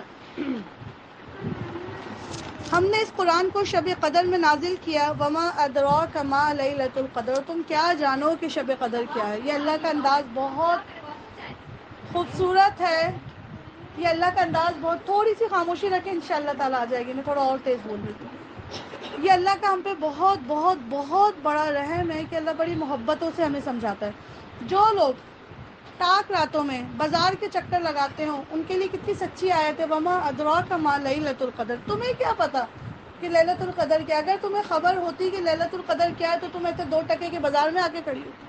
اللہ کے نبی نے فرمایا زمینوں پہ بدترین جگہ بازار ہے اور خوش نصیب ترین جگہ مسجد ہے۔ مسجد سے غائب اور بازاروں میں حاضر، تو پھر ایسے انسان کو کیا کہیں گے؟ وما ادراک ما لیلۃ القدر، بندے تجھے پتہ ہی کیا ہے کہ لیلۃ القدر ہے کیا؟ اگر تجھے اس کی حقیقت پتہ ہوتی تو بازاروں میں تو نہ ملتا، نائٹ میچز تو نہ کھیل رہا ہوتا ایٹ لیسٹ۔ اللہ کے نبی کی حدیث وہ جو میں آپ کو استقبال رمضان میں بھی سنائی تھی کہ جبریل امین کے بارے میں آتا ہے کہ انہوں نے ممبر رسول کے قریب آ کے بد دعا دی۔ آج ہمارا یقین ہے ہاں ایسی مبارک جگہوں پہ دعائیں مانگیں گے تو قبول ہوگی، جب ہماری قبول ہوگی تو جبریل کی نہیں ہوگی قبول۔ جبریل نے رسول اللہ کے ممبر کے پاس آ کے کہا تھا اے نبی ہلاک اور برباد ہو جائے وہ انسان جو رمضان کا مہینہ پائے مگر اپنی مغفرت نہ کروا سکے۔ تو اتنے رحمت للعالمین نے یہ نہیں کہا کہ جبریل ایسا مت بولو، اللہ کے نبی نے کہا آمین آمین آمین، ایسا ہی ہو کہ وہ برباد ہو جائے جو رمضان تو پائے مگر مغفرت نہ کرے۔ رہ جاتے ہیں یہ بڑے بڑے سیزن چلانے والے، مغفرت کے سیزن سے رہ جاتے ہیں، نائٹ میچز کھیلنے والے مغفرت کے سیزن سے رہ جاتے ہیں بہت معذرت کے ساتھ۔ تو اللہ تعالیٰ نے کہا کہ تم یہ قرآن ہم نے شب قدر میں نازل کیا، اور تمہیں کیا پتا کہ شب قدر کیا ہے؟ شب قدر 1000 مہینوں سے زیادہ بہتر ہے۔ پہلے کی جو امتیں ہوتی تھیں ان کی عمر بہت زیادہ ہوا کرتی تھی، سینچریز میں جیا کرتے تھے۔ تو صحابہ ایک بنی اسرائیل کے شخص کا ذکر سن رہے تھے جو اتنے روزے رکھتا تھا، اتنی نماز پڑھتا تھا، اتنا جہاد کرتا تھا، تو صحابہ کے دل میں ایک حرص آئی کہ اللہ کے نبی آپ کی امت کو تو اتنی چھوٹی عمر دی گئی، ہم کیسے اس جیسی نیکیاں کر سکیں گے؟ حدیث ہے نا کہ دین کے معاملے میں اپنے سے اوپر کو دیکھو۔ تب اللہ تعالیٰ نے شب قدر جیسی مبارک رات دی تھی ہمیں کہ ایک رات کی عبادت 80,000 سال کی عبادتوں سے زیادہ اوپر ہے۔ جس کو زندگی میں ایک بار شب قدر مل گئی اور جس کو ہر سال ماشاءاللہ شب قدر مل گئی. جو لوگ اعتکاف میں بیٹھتے ہیں اور کچھ نہیں تو شب قدر پا لیتے ہیں الحمدللہ. تو اللہ سبحانہ و تعالیٰ فرما رہے ہیں کہ شب قدر 1000 مہینوں سے بہتر. اور شب قدر بنی کیوں ہے؟ کہ اس میں قرآن نازل ہوا. ساری رمضان کی بہار کس سے ہے؟ ساری شب قدر کی رونق کس سے ہے؟ قرآن سے. فرشتے اور روح یعنی جبریل، قرآن میں بہت جگہ جبریل کا ٹائٹل روح الامین کہا گیا ہے. آپ صلی اللہ علیہ وسلم کے پاس جبریل امین قرآن لے کر آیا کرتے تھے. پچھلی شریعتیں بھی جبریل لے کر آیا کرتے تھے. جب وحی کا سلسلہ ختم ہو گیا اور رسول اللہ اس دنیا سے رخصت ہو گئے تو اب جبریل امین زمین پر سالانہ آتے ہیں. ایئرلی ان کا وزٹ ہوتا ہے. وہ کس دن ہوتا ہے؟ کس رات میں ہوتا ہے؟ وہ شب قدر میں ہوتا ہے. آپ سوچیں کہ جبریل امین زمین پہ اترے ہوئے اور آپ دعا مانگ رہے ہو، وہ قریب سے گزر کے چلے گئے اور ان کی آمین بھی آپ کی دعا میں شامل ہو جائے. فرشتوں میں ایون یہ کہ جو عرش کے ملائکہ ہیں، جو حاملین عرش ہیں، وہ بھی شب قدر میں زمین پہ اترے ہوئے ہوتے ہیں. اتنے زمین پہ دانے اور ریت کے ذرات نہیں ہوتے جتنے بلک میں فرشتے اس رات کو اترے ہوئے ہوتے ہیں. اور اس رات کو بھی لوگ بازاروں میں گھوم رہے ہوتے ہیں، کالر میں رش لگا ہوا ہوتا ہے. اور جو آخری لیلۃ الجزا یا اس سے پہلے کی جو آخری شب قدر ہوتی ہے، چھٹی سب کی. اور دیکھیں یاد رکھیں رسول اللہ کو بھی نہیں پتا تھا کہ شب قدر 27ویں ہے، 21ویں ہے، 25ویں ہے یا 23ویں ہے. شاہ فیصل ٹاؤن والوں کو پتا ہے. سب سے زیادہ مسجد اسی دن بھرتی ہے، 27. کس نے کہا؟ آپ صلی اللہ علیہ وسلم فرما رہے تھے کہ مجھے شب قدر کی رات بتا دی گئی تھی، لیکن جب میں باہر نکلا، غور سے سنیے گا یہ حدیث، لیکن جب میں باہر نکلا تو میں نے دیکھا کہ 2 مسلمان آپس میں جھگڑا کر رہے تھے. اس جھگڑے کی وجہ سے مجھے وہ رات ہی بھول گئی. اتنی سینسٹیوٹی تھی رسول اللہ کے لیے کہ 2 مسلمان لڑ رہے ہیں، وہ اتنا انوالو ہو گئے اس لڑائی میں اتنی فکر سے کہ جو رات انہیں بتائی گئی تھی وہی بھلا دی گئی. اسکالرس کہتے ہیں اس سے ایک اصول یہ نکلتا ہے کہ مسلمانوں کو بہت خیر ملنے والی ہوتی ہے، لیکن گھر میں لڑائیاں ہونے کی وجہ سے خیر چلی جاتی ہے. جی، ہمیں ڈھونڈنے کے لیے اتنی راتیں دے دی گئی ہیں. تو اللہ تعالیٰ کرے کہ اس رات ہماری شب قدر سے ملاقات ہو. اور شب قدر ڈھونڈنی پڑتی ہے. اتنی بڑی رات جس میں تقدیریں لکھی جاتی ہیں، اتنی بڑی رات کہ جس میں اللہ تعالیٰ بلک میں لوگوں کو جہنم سے خلاصی دیتا ہے. اور یہ کب تک جاری رہتی ہے؟ مغرب کے بعد سے لے کر طلوع فجر تک سراسر سلامتی ہی سلامتی ہے. وہ رات سراسر سلامتی ہے طلوع فجر تک. سورہ بینہ مدنی صورتوں میں سے ہے. بسم اللہ الرحمن الرحیم. کل انشاءاللہ تعالیٰ ایک جگہ بیان ہوگا اور لیلۃ القدر کے اوپر ہی انشاءاللہ ہوگا اگر کوئی جاننا چاہے تو. اہل کتاب اور مشرکین میں سے جو لوگ کافر تھے وہ اپنے کفر سے باز آنے والے نہ تھے جب تک کہ ان کے پاس دلیل روشن نہ آ جائے، یعنی اللہ کی طرف سے ایک رسول جو پاک صحیفے پڑھ کر سنائے جن میں بالکل راست اور درست تحریر لکھی ہوئی ہو. پہلے جن لوگوں کو کتاب دی گئی تھی ان میں تفرقہ برپا نہیں ہوا مگر اس کے بعد کہ ان کے پاس راہ راست کا بیان آ چکا تھا اور ان لوگوں کے سوا کوئی حکم اور ان کو اس کے سوا کوئی حکم نہیں دیا گیا تھا کہ اللہ کی بندگی کریں، اپنے دین کو اس کے لیے خالص کر کے بالکل یکسو ہو کر اور نماز قائم کریں اور زکوٰۃ دیں. یہی نہایت صحیح درست دین ہے. اہل کتاب اور مشرکین میں سے جن لوگوں نے کفر کیا وہ یقیناً جہنم کی آگ میں جائیں گے اور ہمیشہ اس میں رہیں گے. جہنم کی بہت بڑی ہولناکیوں میں سے ایک بڑی ہولناکی یہ ہے کہ جو وہاں جائے گا کس لیے جائے گا؟ ہم خالدون، ہمیشہ ہمیشہ کے لیے جائے گا. اللہ کے نبی نے فرمایا کہ قیامت کے دن اللہ تعالیٰ جنتیوں کو جنت بھیج دیں گے، جہنمیوں کو جہنم بھیج دیں گے، پھر بیچ میں ایک مینڈھا لے کر آئیں گے اور اس مینڈھے کو اللہ تعالیٰ موت ہوگی جس کو مینڈھے کی شکل میں لائیں گے. اللہ جنتیوں کو آواز لگائیں گے کیا تم نے اس کو دیکھا ہے؟ اور جہنمیوں سے پوچھیں گے کیا تم نے اس کو دیکھا ہے؟ تو دونوں کہیں گے ہاں اللہ تعالیٰ یہ وہ موت ہے جس کو چکھ کے ہم یا تو جنت پہنچے یا جہنم پہنچے. پھر اللہ سبحانہ تعالیٰ جنت اور جہنم کے بیچ میں اس شیپ کو، اس مینڈھے کو ذبح کریں گے. موت کو موت اللہ سبحانہ تعالیٰ دیں گے. اور پھر اس کے بعد اللہ تعالیٰ کہیں گے آج کے بعد کوئی موت نہیں ہے، جو جنت میں ہے وہ ہمیشہ کے لیے، جو جہنم میں ہے وہ ہمیشہ کے لیے. تو رسول اللہ فرماتے ہیں اگر اس دن موت ہوتی تو اہل جنت خوشی سے مر جاتے اور اگر موت ہوتی تو اہل جہنم حسرتوں سے مر جاتے. تو یہ ہمیشگی کا ٹھکانہ، جس نے گناہ پہ اسٹک کیا اس کے لیے بھی پھر اسٹکنگ جگہ ہے، ٹارچر سیل جہنم. اور جو لوگ ایمان لے آئے اور جنہوں نے نیک عمل کیے وہ یقیناً بہترین خلائق ہیں. ان کی جزا ان کے رب کے ہاں دائمی قیام کی جنتیں ہیں جن کے نیچے نہریں بہہ رہی ہوں گی اور ان میں وہ ہمیشہ ہمیشہ رہیں گے. اللہم جعلنا منہم. اللہ ان سے راضی ہوا اور وہ اللہ سے راضی ہوئے. یہ کچھ ہے اس شخص کے لیے جس نے اپنے رب کا خوف کیا. اللہ ان سے راضی ہوا اور وہ اللہ سے راضی ہوئے. اس کو ہم کیا کہتے ہیں؟ رضی اللہ تعالی عنہ و رضوا عنہ. اللہ. اور یہ کس کے اوپر ہم لکھتے ہیں؟ کن کے ناموں پہ؟ قیامت والے دن جب ہم انشاءاللہ تعالیٰ اپنی جنتوں میں داخل کر دیے جائیں گے، اللہ سبحانہ و تعالیٰ اپنے وجیح چہرے کا دیدار کروائیں گے اور جو بھی انسانیت ہوگی وہ سینکڑوں سال تک پلک جھپکنا بھول جائیں گے. اللہ سبحانہ و تعالیٰ اپنی خوبصورت آواز سنائیں گے. حضرت داؤد اپنی آواز سنائیں گے، رسول اللہ اپنی آواز سنائیں گے. حسین حسین انسان چہرے دیکھے گا. 500 سال سے زیادہ کی مسافت کے سائے میں کھڑا ہو چکا ہوگا. غرض ہر نعمت چکھ چکا ہوگا، دیکھ چکا ہوگا، اپنے شوہر اپنے بچوں کے ساتھ جمع ہو چکا ہوگا. ان تمام نعمتوں کے مل جانے کے بعد اللہ جنتیوں سے پوچھیں گے اوکے راضی ہو گئے تم مجھ سے؟ تو جنتی کہیں گے اللہ سبحانہ و تعالیٰ اب ایسا کیا بچا ہے کہ ہم راضی نہ ہوں؟ تو نے کھلا دیا، پلا دیا، اپنا چہرہ دکھا دیا.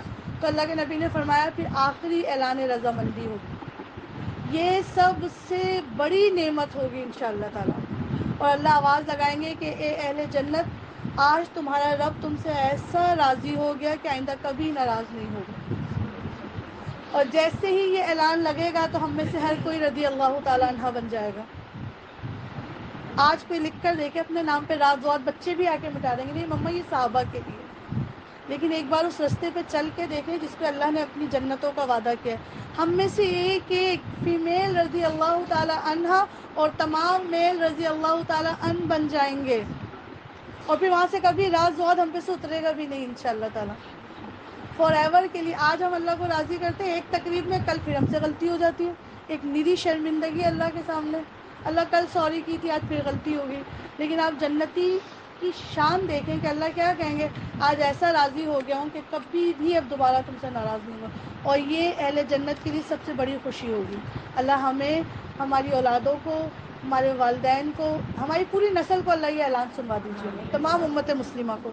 سورہ الزلزلہ مدنی صورتوں میں سے. بسم اللہ الرحمن الرحیم. جب زمین اپنی پوری شدت کے ساتھ ہلا ڈالی جائے گی. اذا زلزلت الارض زلزالہ. زمین اوریجنلی ہمیشہ کے لیے ریٹلنگ، شیکنگ اور یہ زلزلے والی کیفیت کے ساتھ پیدا کی. ہر چیز کا ایک مزاج ہوتا ہے. جیسے آپ نے یہ سادی گھڑی لی ہے، اسی پیسے اپنی ٹک ٹک چلا رہی ہے. ایک والی ہوتی ہے جو پینڈولم کے ساتھ ہوتی ہے، اس کا پینڈولم اس کی نیچر میں شامل ہے. آپ سیل لگائیں گے پینڈولم بھی ساتھ ساتھ چلے گا. اسی طرح سے زمین بیسکلی ایک پینڈولم کی طرح پیدا کی تھی اللہ نے. یوں یوں. کس چیز سے اس کو روکا اللہ سبحانہ و تعالیٰ نے؟ پہاڑ. تھمپنز لگا دیے. قیامت کی سب سے انیشیل اسٹیج اللہ یہ بتاتے ہیں کہ میں پہاڑ اٹھا دوں گا. دیٹ مینس سارے تھمپن تو میں اٹھا دوں گا. پھر زمین کیا کرے گی؟ پھر کنٹینیوس شیکنگ شروع ہو جائے گی. اذا زلزلت الارض زلزالہا. اور زمین اپنے اندر کے سارے بوجھ نکال کے باہر کر دے گی. اثقال، وزنی چیزیں. سورہ رحمان میں بھی ہم نے پڑھا تھا سنفرغ لکم ایھا الثقلان. اے زمین کے بوجھو ان قریب ہم تم سے حساب لینے کے لیے فارغ ہونے. زمین کا بوجھ کیا ہے؟ انسان. اور کون سے والے انسان؟ بدکار. حدیث آتی ہے کہ جب ایک بد انسان موت کے بعد قبر کے حوالے کیا جاتا ہے تو موت قبر اس سے کہتی ہے کہ میری پیٹھ پہ جتنے لوگ چلا کرتے تھے ان میں سب سے برا مجھے تو لگتا تھا. اب جب کہ تو میرے حوالے ہوا ہے تو پھر دیکھ میں تیرے ساتھ کیا معاملہ کرتی ہوں. اور یہ کہنے کی دیر ہوگی کہ قبر دونوں طرف سے اپنے کارنرز کو اس پہ چپکا دے گی اور ادھر کی پسلیاں ادھر کی پسلیوں میں داخل کر دی جائیں گی. اور یہ بیچ ہر لمحے اس پہ مزید مضبوط ہوتی چلی جائے گی. آج زمین کچھ نہیں کہتی. اس پہ کانسرٹس کرو، بے پردگی کرو، غیبت کرو، بہنوں کے حصے کھا کھا کے اپنے بنگلے بنا لو. کس دن پکڑے گی زمین؟ اس کے پاس جانے کی دیر ہے. اس کی پیٹھ سے اس کے پیٹ میں اترنے کی دیر ہے. پھر نہیں بخشے گی. تو اللہ سبحانہ تعالیٰ کہیں زمین پہ بوجھ ہے اور وہ قیامت کے دن اپنے سارے بوجھ نکال دے گی. سارے گناہوں کا ایک وزن ہوتا ہے، وہ وزن نکال کے باہر پھینکے گی. بڑے بڑے بدکار زمین میں سالوں سے پڑے میں اپنے کھوپڑے لے کر ان کو بھی اٹھا کے باہر پھینک دے گی. اور انسان کہے گا کہ اس کو کیا ہو رہا ہے. اس کو یقین ہی نہیں آئے گا یہ زمین آج اتنی دیوانی کیوں ہوئی ہوئی ہے. ابھی تو میں اس کو ہڈیاں مارا کرتا تھا، میں اس پہ پاؤنڈ مارا کرتا تھا، میں اس پہ بیلچے مارا کرتا تھا، کچھ نہیں کہہ رہی. آج یہ کیا کر رہی ہے؟ ہل بھی رہی ہے، غصہ بھی کر رہی ہے، اور کیا کر رہی ہے؟ یومئذ تحدث اخبارہا، میری ساری خبریں اللہ کو بتا رہی ہے۔ قیامت کے دن زمین سے بڑا خبرنامہ کس کا نہیں ہوگا، بولتی چلی جائے گی، اللہ کہہ رہے ہیں ایسی خبریں سنائے گی یہ، انسان حیرت سے زمین کو دیکھے گا یہ کیا ہو گیا اس کو، یہ کیا باتیں بتا رہی ہے میرے بارے میں، مجھے لگتا تھا یہ تو کسی نے بھی نہیں سنی۔ یہ سچ کہتے ہیں کہ دیواروں کے کان ہوتے ہیں، اور ان کے کان بتائیں گے قیامت کے دن اللہ کو۔ یومئذ تحدث اخبارہا، اور کیوں کرے گی وہ ایسے؟ بِأَنَّ رَبَّكَ اوحى لها، کہ اللہ نے اس کو ایسا کرنے کا حکم دیا ہوگا۔ اس روز لوگ متفرق حالت میں پلٹیں گے تاکہ ان کے اعمال ان کو دکھائے جائیں، پھر جس نے ذرہ برابر نیکی کی ہوگی، کتنی سی نیکی؟ سم ٹائمز واقعی ہم نیکی کرتے ہیں وہ ذرہ برابر ہوتی ہے، ہم اس کو نیکی سمجھتے بھی نہیں ہیں، اللہ اس کو بھی اپنے پاس ریکارڈ کر لے گا، اس کو دکھا دی جائے گی، اور جس نے ذرہ برابر بھی بدی کی ہوگی اللہ اس کو بھی اس کے سامنے دکھا دے گا۔ ذرہ کسے کہتے ہیں؟ بہت ساری تفسیر آتی ذرے کے بارے میں، کوئی کہتا ہے ذرہ ایٹم کو کہتے ہیں، تو یاد رکھیں ایٹم سب سے اسمالسٹ ہے ہی نہیں۔ پہلے کہا جاتا تھا atom can neither be created nor be destroyed, but اب یہ فلاسفی جو ہے نا فیل ہوگی، ایٹم کا بھی پارٹیکل ہو سکتا ہے۔ تو پہلے لوگ کہتے تھے کہ ایٹم کو ذرہ کہا جاتا ہے، پھر ایک فلاسفی آئی کہ نہیں، یہ جو ہم دھوپ کے وقت کرٹن ہٹاتے ہیں تو ایک بیم آتی ہے اندر، اس ایک رے میں بہت سارے ڈسٹ پارٹیکلز ہوتے ہیں جو آپ ہاتھ میں لے تو آتے بھی نہیں لیکن کھڑے ہوئے ہوتے ہیں سامنے، کہتے ہیں ذرہ اسے کہا جاتا ہے۔ پھر ایک تفسیر میں نے سنی، انہوں نے کہا نہیں یہ تو نظر آتا ہے نا، ملیہ والی بات جو نیکڈ آئی سے نظر بھی نہ آئے، دس از ذرہ، جسے آپ تو نہیں دیکھ پا رہے مگر کون دیکھ رہا ہے؟ اللہ سبحانہ و تعالیٰ۔ تو انہوں نے مثال دی کہ کبھی ہماری آنکھ میں کچھ گر جاتا ہے، نہ آپ کو دکھتا ہے نہ آپ جس کو دکھا رہے ہوتے ہیں اس کو دکھتا ہے، پھر آپ کیا کرتے ہیں؟ ہوائی بس پانی جا کے مارتے ہیں اور وہ جلن ختم ہو جاتی ہے، کہتے ہیں وہ چیز ہے ذرہ۔ اتنی سی بھی نیکی اللہ کیا کریں گے؟ کاؤنٹ کر کے رکھی ہوئی اللہ تعالیٰ نے، اور اٹھا کے انسان کو دکھا دی جائے گی، بندے یہ نہیں تیری نیکیاں۔ اور اتنے سے بھی کوئی گناہ کیے ہوں گے، 3 گھنٹے کی فلمیں چھوڑیں، اتنے ذرہ برابر جو تمہیں دکھ بھی نہیں رہا تھا کہ تم گناہ کر رہی ہو اس وقت، وہ بھی قیامت کے دن کیا کیا جائے گا؟ سامنے لا کے کھڑا کر دیا جائے گا۔ سورہ العادیات، بسم اللہ الرحمن الرحیم، one of my most favourite سورہ، اس کو کبھی انشاءاللہ تعالی رمضان کے بعد اس کو ضرور پڑھیں گے ہم، سورہ عادیات کو۔ قسم ہے ان گھوڑوں کی جو پھنکارے مارتے ہوئے دوڑتے ہیں، پھر اپنی ٹاپوں سے چنگاریاں جھاڑتے ہیں، پھر صبح سویرے چھاپے مارتے ہیں۔ کون سے والے گھوڑے؟ جنگی گھوڑے، با مقصد جنہیں ان کا مالک پال رہا ہے، ایسے نہیں گھوڑا ہے گھوڑی ہے بچے بس فارغ ہے، استبل میں ہی بیٹھا ہوا ہے، کھائے جا رہا ہے پیے جا رہا ہے اور خوبصورتی کا علامت ہے۔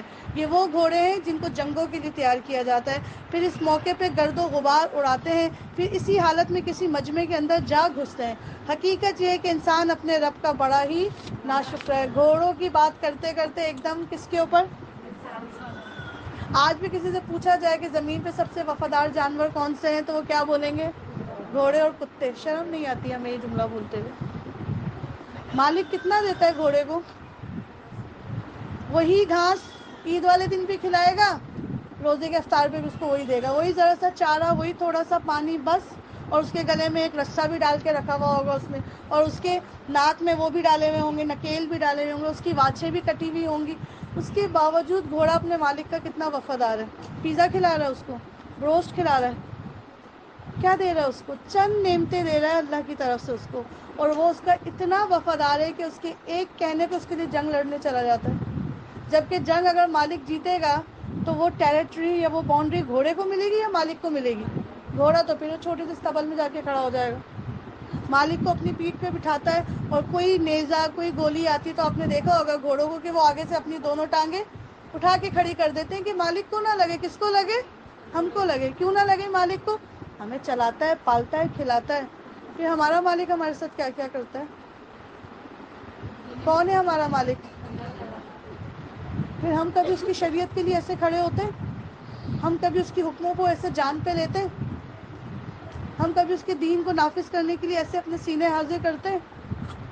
اتنا رزق اللہ کا کھا کھا کے، بیٹے مانگے بیٹیاں ملی، بیٹیاں مانگی بیٹیاں ملی، گھر مانگے گھر ملے، کوئی تماشا نہیں ہے. دن بھر سب کے سامنے کھاؤ اور واش روم کا طریقہ سکھایا ہے کہ وہاں جو ہے نا اسٹول پاس کر کے آؤ. ہر چیز میں اللہ تعالیٰ نے کیا انسان کا لحاظ رکھا ہے. اس کے بعد اللہ سبحانہ تعالیٰ گلا کیا کر رہے ہیں؟ بندہ اپنے رب کا بڑا ناشکر ہے. وہ دیکھو ذرا سا کھلا کے صبح سویرے ان کو چھاپا مارنے کے لیے اٹھاتے ہیں وہ اٹھ جاتے ہیں. انہیں رات میں کھلاتا ہوں, صبح فجر میں آواز لگاتا ہوں الصلاۃ خیر من النوم, یہ الارم بند کرتی ہے پھر سو جاتی ہے. بچے اسکول سے آف کر لیں تو برا لگتا ہے, بچے مسجد سے آف کر لیں کوئی بات نہیں, چھوٹا ہے. یہ ہے اللہ کی ناشکری. اور اللہ گھوڑوں کی پوری مزاج بتانے کے بعد کیا کہہ رہے ہیں اللہ تعالیٰ؟ ان الانسان لربہ لکنود. کتنی شرم کی بات ہے, جانوروں سے بھی نیچے. ثم رددناہ اسفل سافلین, پھر نیچوں سے یہ نیچے گر گیا ہے. وہ خود اس بات پر گواہ ہے, اور وہ مال اور دولت کی محبت میں بری طرح مبتلا. یہ ہے وہ وجہ بیسکلی اسپیشلی جو انسان کو ناشکرہ بناتی ہے.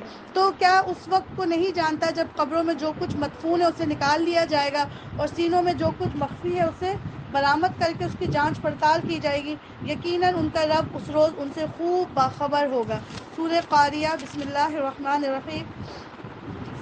عظیم حادثہ, کیا ہے وہ عظیم حادثہ, تم کیا جانو کہ کیا ہے وہ عظیم حادثہ. وہ دن جب لوگ بکھرے ہوئے پروانوں کی طرح اور پہاڑ رنگ برنگ کے دھنکے ہوئے اون کی طرح ہوں گے, پھر جس کے پلڑے بھاری ہوں گے. کس چیز کے بھاری ہوں گے؟ نیکیوں سے. اور نیک عمل کی شرط ہے اخلاص. بہت ساری نیکی کری لیکن اخلاص سے نیت نہیں تھا تو ضائع ہے. قیامت کے دن بہت سی نیکیوں کو ڈھیر بنا کے اڑا دے گا اللہ سبحانہ تعالیٰ.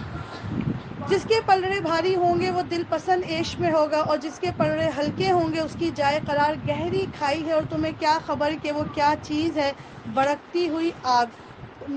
جنت جہنم کا ایک نام ہے حاویہ, بہت گہری کھائی. ایک نام ہے حطمہ, چکنا چور کر دینے والی جگہ. انشاءاللہ وہ آگے حطمہ کا بھی لفظ آئے گا. جب انسان گہری جگہ پہ جا کے گرتا ہے تو کیا ہوتا ہے؟ ہڈیاں ٹوٹتی ہیں. تو وہی حاویہ ہوگی جو گہری ہوگی, اور جب اس میں گر جائیں گے ٹوٹ جائیں گے تو وہی چیز اس کے لیے حطمہ بھی ہو جائے گی. سورہ تکاثر مکی صورتوں میں سے. بسم اللہ الرحمن الرحیم.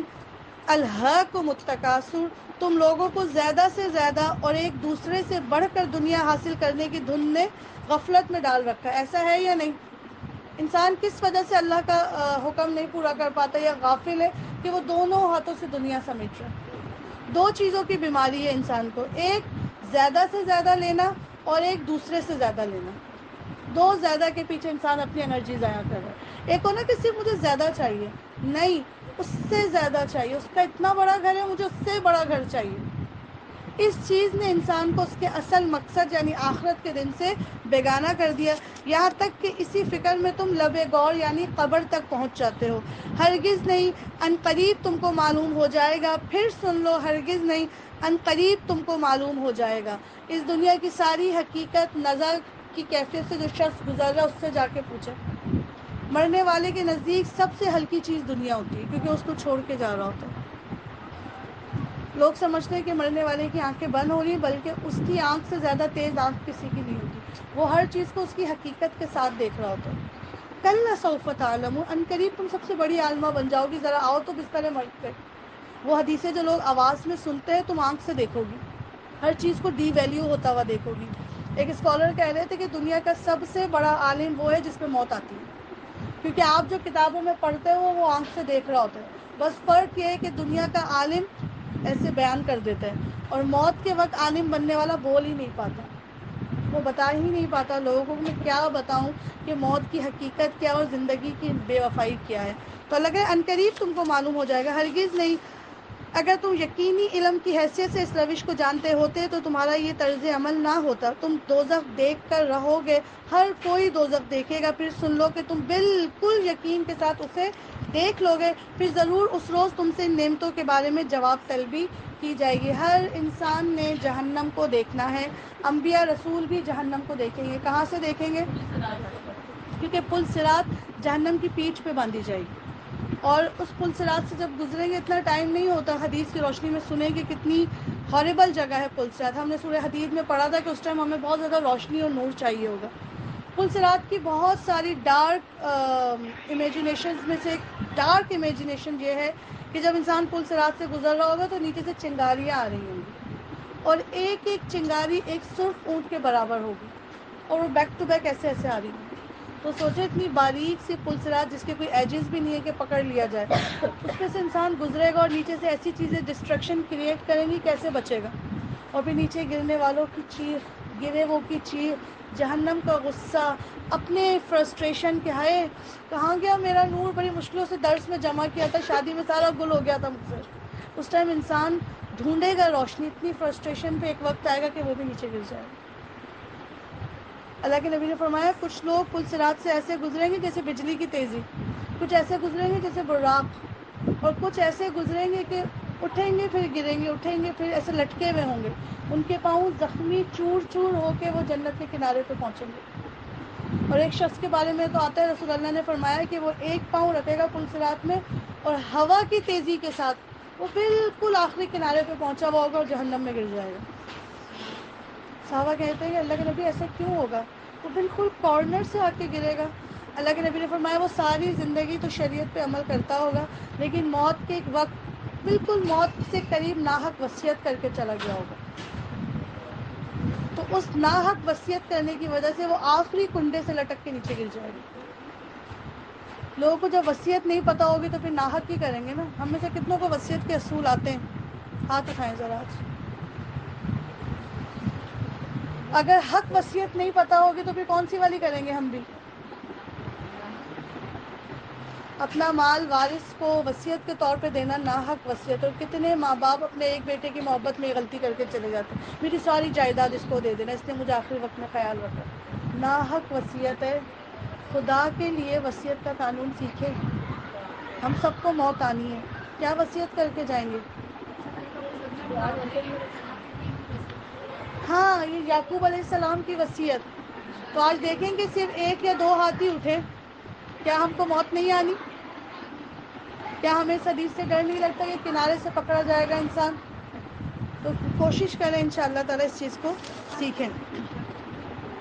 بھی ضرور اس روز تم سے ان نعمتوں کے بارے میں جواب طلبی کی جائے گی. قیامت کے دن جو نعمتیں ہمیں حاصل ہیں ان کے بارے میں سوال ہوگا. آپ صلی اللہ علیہ وآلہ وسلم, ٹائم تھوڑا سا بس جلدی سے بتا دوں, 4 دن کا فاقہ تھا. رسول عربی صلی اللہ علیہ وسلم کو بھی, ابو بکر کو بھی, عمر فاروق کو بھی. ایک صحابی کے گھر میں گئے, انہوں نے کچھ چیزیں رسول اللہ کے سامنے رکھی, 2 طرح کی کھجور, پانی اور ایک شوربے کا سالن. اور آپ صلی اللہ علیہ وسلم بیٹھے, چند نوالے کھائے تھے ابھی. تو آپ صلی اللہ علیہ وسلم نے رونا شروع کر دیا. 4 دن کی بھوک کے بعد کچھ پیٹ میں گیا.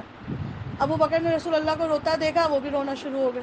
عمر نے کہا ابو بکر آپ کیوں رو رہے ہیں؟ کہہ رہے مجھے نہیں پتا, محمد رو رہے تھے, مجھے بھی رونا آ گیا صلی اللہ علیہ وسلم. تو حضرت عمر نے پوچھا اللہ کے نبی آپ اور ابو بکر کیوں رو رہے ہیں؟ تو اللہ کے نبی نے فرمایا کہ عمر مجھے ڈر ہے کہ مجھ سے ان نعمتوں کا سوال کیا جائے گا, تو میں جواب دینے کے ڈر سے رو رہا ہوں. اور ہم کتنی نعمتوں کے بیچ میں, اس کے باوجود یہ زبان ناشکری سے تھکتی نہیں ہے. ان حضرت کا جملہ ہے نا, کسی نے پوچھا کہ کیا حال ہے آپ کے, تو کہتے ہیں اللہ کی نعمتیں کھا کھا کے دانت ٹوٹ گئے, لیکن ناشکری کر کر کے زبان آج بھی نہیں تھکی. تو اللہ ہمیں شکر گزاروں میں سے بنا لے. بیسکلی قرآن پڑھا ہی اس لیے جاتا ہے, قرآن کا پہلا لفظ کیا ہے؟ الحمدللہ. وہ قرآن جس کا آغاز ہی شکر گزاری سے ہوتا ہے, اس کو پڑھنے والا ناشکرا کیسے ہو سکتا ہے؟ کیوں نہیں شکر کرتے ہم لوگ؟ اللہ ہمیں اپنے تھوڑوں میں شامل فرما لے, کیونکہ اللہ کے شکر گزاروں کی جماعت بہت چھوٹی سی, اسمارٹ سی ہوگی. سورہ والعصر, بسم اللہ الرحمن الرحیم. اللہ کے نام سے جو بے انتہائی مہربان اور رحم کرنے والا ہے. زمانے کی قسم, تیزی سے سوئچ ہوتے ہوئے زمانے کی قسم, انسان در حقیقت خسارے میں ہے. بہت بڑا نقصان ہو رہا ہے انسان کو. کون لوگ بچیں گے خسارے سے؟ جو ایمان لے کر آئے, وہ عامل الصالحات, نیک اعمال کیے, وتواصوا بالحق, سب کو سچ کی نصیحت کی. اور اسلام سے بڑا حق کوئی نہیں, یعنی جس نے حق کی بات کی. وتواصوا بالصبر, اور حق دکھانے میں جو موقع آئے اس پہ کیا کیا؟ صبر کیا. ابتدان ایسا نہیں ہے کہ قرآن پڑھنے والوں کو صرف ہار ہی گلے میں ملتے ہوں. ان کے پیچھے پیچھے جو باتیں ہوتی ہیں وہ بھی ان کو تکلیف دیتی ہیں. ان کے گزرتے جو ان کو ڈسکشنز کی جاتی ہے, یہ ہمارا تو بہت بڑا ہم پہ اللہ کا احسان ہے کہ ایسے چند لوگ سن لیتے ہیں. کیا ہند تھا نوح علیہ السلام کا, 950 سال تک لوگوں کو سنایا. اور قرآن کہتا ہے کہ جب نوح علیہ السلام لوگوں کو تبلیغ کرنے آتے تھے, لوگ منہ پہ ایسے کپڑا ڈال لیا کرتے تھے. کیسی تکلیف ہوتی ہوگی, منہ ادھر پھیر پھیر کے ہنسا کرتے تھے ان کو دیکھ کر. یہ تو 2024 میں ہم پہ کتنا بڑا اللہ کا احسان ہے.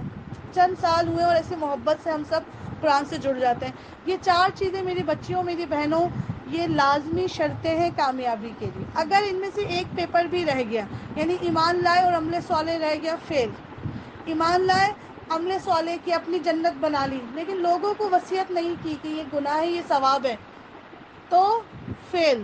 اگر ایمان لائے عمل صالح کی لوگوں تک حق پہنچا دیا لیکن انہوں نے حق پہنچانے پہ جو بات ماری اس پہ صبر نہیں کیا دین اگین فیل. یہ کمپلسری 4 سبجیکٹس ہیں جو ہر حال میں پاس کرنا ہے اگر خسارے سے بچنا چاہتے ہیں. جیتنا چاہتے ہیں تب تو اور الگ امتحانات ہیں. صرف یہ کیا ہے بیئر منیمم پہ آ جاؤ ایٹ لیسٹ ترقی پاس ہو جاؤ گے. یہ 4 کام کر لو تو انشاءاللہ ان چاروں کو پکڑ کے رکھیں. سورہ ہمزہ تباہی ہے ہر اس شخص کے لیے. ویل ہم پڑھ بھی چکے کہ ویل جہنم کی ہاٹیسٹ وادی ہے.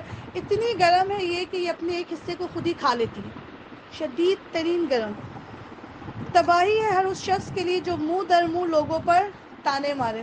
تانے مارنے والے کے لیے کیا ہے کیا ہے ہم کیا کہتے ہیں بہت بولڈ ہیں بھائی آپ. جو میں بہت کھلے دل کی عورت ہوں. جو منہ پہ ہوتا ہے جو دل پہ ہوتا ہے وہ منہ پہ ہوتا ہے اور ایسا برا تانا مار دیتی ہے. اللہ معاف کرے. تانے مارنے والی میرے سامنے مرد نہیں ہیں عورتیں ہیں. میجورٹی عورتیں تانا مارتی. جو بات کہہ نہیں پاتی وہ تانے کی شکل میں کہہ دیتی. تباہی ہے بربادی ہے ویل کی وادی بطور تحفہ ملے گی تانے مارنے والی عورتوں کو. اور وہ لوگ جو منہ پہ تو نہیں بول پاتی اتنی ضرورت نہیں تو کیا کرتی ہے پیٹھ پیچھے برائیاں کرتی. بیک بائٹنگ دونوں کے ساتھ اللہ کا ویل کا وعدہ ہے.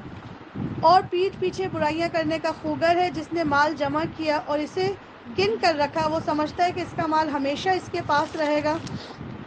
ہرگز نہیں. وہ شخص تو چکنا چور کر دینے والی جگہ پر پھینک دیا جائے گا. یہی ابھی ہم بات کر رہے تھے کہ انسان جہنم میں خود کو بڑے بڑے عذاب سے بچانا چاہے گا بھاگنا چاہے گا مگر ہڈیاں ٹوٹ جانے کی وجہ سے وہ بھاگ بھی نہیں پائے گا. اور تم کیا جانو کہ وہ چکنا چور کر دینے والی جگہ کیا ہے. اللہ کی آگ. جہنم کی آگ کے لیے اللہ تعالیٰ نے کہا ہے نار اللہ. اور جو چیز اللہ سے نسبت رکھتی ہے وہ صرف اضافے میں جاتی ہے کمی میں نہیں آتی.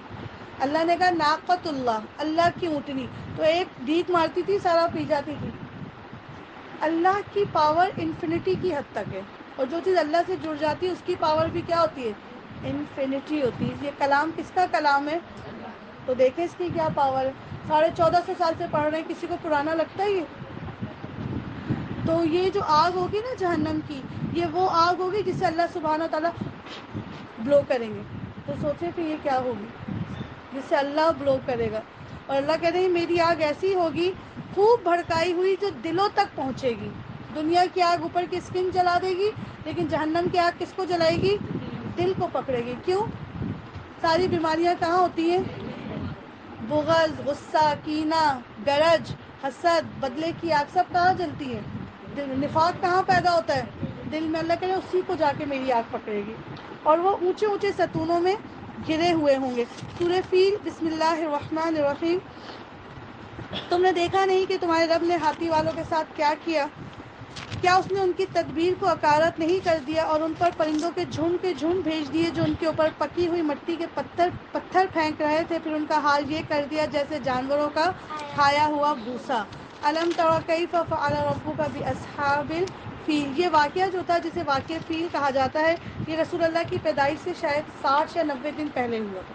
بہت ہی قریب کا واقعہ تھا اور اس وقت لوگوں کے ذہن میں نا تازہ یہ واقعہ تھا. اچھا اتنی بڑی ابرہہ کی فوج تھی اور اس کا اتنا بڑا محمود نام کا ایک ہاتھی تھا. مکے والوں نے اس سے پہلے اتنے بڑے بڑے ہاتھی جیسے جانور نہیں دیکھے تھے. یہ شخص آیا تھا ابرہہ نام کا مکے کو بیت اللہ کو گرانے اور اس کی کوشش کیا تھی کہ بیت اللہ کو گرا دوں گا تو یہ ٹریڈ کی جگہ لے لوں گا. سب حاجی آتے تو وہاں بہت اسمارٹ ٹریڈنگ ہوتی تھی. سیکنڈ یہ کہ اس کی جگہ اپنا کلیسا کھڑا کروں گا. اس کے لیے اس نے فوج تیار کی. فوج میں جائنٹ قسم کی آرمی بھی تھی اور بڑے بڑے ہاتھی بھی تھے. اس لیے اس کا نام ہی کیا گیا ہاتھی والے. لشکر پہچانا جا رہا ہاتھیوں کا. اور آپ جب جاتے ہیں تو زیارتوں میں آپ کو وہ مقام دکھایا جاتا ہے عرفات کے بعد جہاں ہاتھی والوں کو ختم کیا تھا اللہ سبحانہ تعالیٰ نے. جی وہاں پر حضرت عبد المطلب جو رسول اللہ کے دادا تھے ان کے بارے میں آتا ہے کہ انہوں نے بیت اللہ کی چوکھٹ پکڑی اور اس کا جو ہے نا اس ٹائم کا ایک بڑا سا کیا کہتے ہیں کنڈا تھا اس کنڈے کو بچا کے کہا تھا کہ اللہ یہ تیرا گھر ہے اور تو ہی اس کو سنبھالے گا، تیرے حوالے اس کی حفاظت ہے. اور اہل قریش میں آواز لگا دی تھی کہ چلو ہم پہاڑیوں کی طرف چلتے ہیں. اب اللہ جانے اور اللہ کا گھر جانے. اللہ کو قریش میں سے کسی ایک آرمی کی بھی ضرورت نہیں تھی اپنا گھر بچانے کے لیے. یہ سب چلے گئے تھے پہاڑ پہ، اور اللہ سبحانہ و تعالیٰ نے زمین کی آرمی مٹانے کے لیے کس کو بھیجا؟ اپنی ایئر فورس کو بھیجا. اور ایئر فورس نے بھی چھوٹا سا ابابیل بھیجا، بڑے بڑے باز اور شکرے نہیں بھیجے. اور چھوٹے سے ابابیل کی چونچ میں اس سے بھی چھوٹا کنکر بھیجا. اتنے بڑے ہاتھی کو ختم کرنے کے لیے اللہ تعالیٰ نے اس سے بڑا نہیں بھیجا. سمجھے اس چیز کو؟ اللہ کی power no one can even imagine. اتنے بڑے پورے لشکر کو وہ ایسے پکی ہوئی مٹی مارا کرتے تھے، اور وہ اتنی گرمی سلفر کے پتھر میں نہیں ہوگی جتنی اس ایک چھوٹے سے کنکر میں ہوتی تھی، مٹر کے دانے جتنا. اور ہر ابابیل کے پاس 3 کنکر ہوتے تھے، ایک چونچ میں ہوتا تھا اور 2 اس کے پنجوں میں ہوتے تھے. اور ایک ایک کے اوپر جیسے نام لکھا ہوا ہو کہ کس کو جا کے لگنا ہے. اور یہاں سے جاتے تھے اور جسم کے اس حصے سے باہر آتے تھے. وہ اس وقت کی بلٹ تھی، گولی تھی. اور جو ہی وہ ابرہہ کی فوج کے اندر داخل ہوتا تھا وہ کنکر ان کے جسم پہ، تو ان کی ہڈی کھڑی رہتی تھی، گوشت ایسے میلٹ ہو کے نیچے اتر جاتا تھا. تیزاب ہوتا ہے نا، اسکن نیچے لے آتا ہے پورا گوشت. اور جس کا گوشت ایسے نہیں اترتا تھا اس کو اس کنکر سے خارش لگتی تھی، اور وہ جب کھجاتا تھا تو اسکن ایسے جھڑ کے نیچے پڑی ہوئی ہوتی تھی. اور چند لمحوں میں اللہ سبحانہ تعالیٰ نے اتنا بڑا لشکر ضائع کر دیا تھا. ابرہہ کو بھی بھاگتے بھاگتے واپسی پہ ایسی بدترین موت آئی تھی. تو اللہ تعالیٰ یہ بتانا چاہ رہے تھے اہل قریش کو 60 دن پہلے دکھایا تھا یہ پورا حادثہ، کہ اگر اللہ اپنا گھر ایسے بچا سکتا ہے تو کیا اپنے رسول کو نہیں بچا سکتا؟ کیا اللہ اپنے دین کو نہیں بچا سکتا؟ بہت تازہ قریش والوں کے ذہن میں یہ واقعہ تھا، لیکن اس قدر ہٹ حرامی اور ہٹ دھرمی تھی کہ وہ یہ بھول گئے تھے کہ جو اللہ اپنا گھر بچا سکتا ہے وہ اللہ اپنا رسول بھی بچا سکتا ہے. اور ہجرت کی رات کو بچایا تھا یا نہیں اللہ سبحانہ تعالیٰ نے؟ یہ کھڑے ہوئے تلوار ایسے کے ایسے لے کر کھڑے ہی رہ گئے، اور رسول اللہ ان کے درمیان سے واک کر کے چلے گئے. اور سیرت کی کتابوں میں آتا ہے کہ یہ ایسے تھے جیسے مورتی کاغذ سے کسی نے بنا دی ہو بندے. اور جب رسول اللہ وہاں سے گزر گئے تو ایک دم ہوش سے باہر آئے، چونک کر باہر آئے، اور دیکھا تو رسول اللہ تو چلے گئے، حضرت علی ان کے بستر پہ لیٹے ہوئے تھے. دوبارہ سے ریوائز کر دیا تھا کہ اللہ جس کو بچاتا ہے. ٹھیک ہے جی، سورہ قریش. بسم اللہ الرحمن الرحیم. لإیلاف قریش، چونکہ قریش مانوس ہوئے، کس چیز سے مانوس ہوئے؟ جاڑے اور گرمی کے سفروں سے مانوس ہوئے. اہل قریش کو اللہ تعالیٰ نے بہترین ٹریڈ سسٹم دیا تھا، جاڑے کے سفر بھی کیا کرتے تھے اور گرمی کے سفر بھی کیا کرتے تھے ٹریڈنگ کے لیے. لہٰذا ان کو چاہیے، یہ آیت بہت امپورٹنٹ ہے سورہ قریش کی.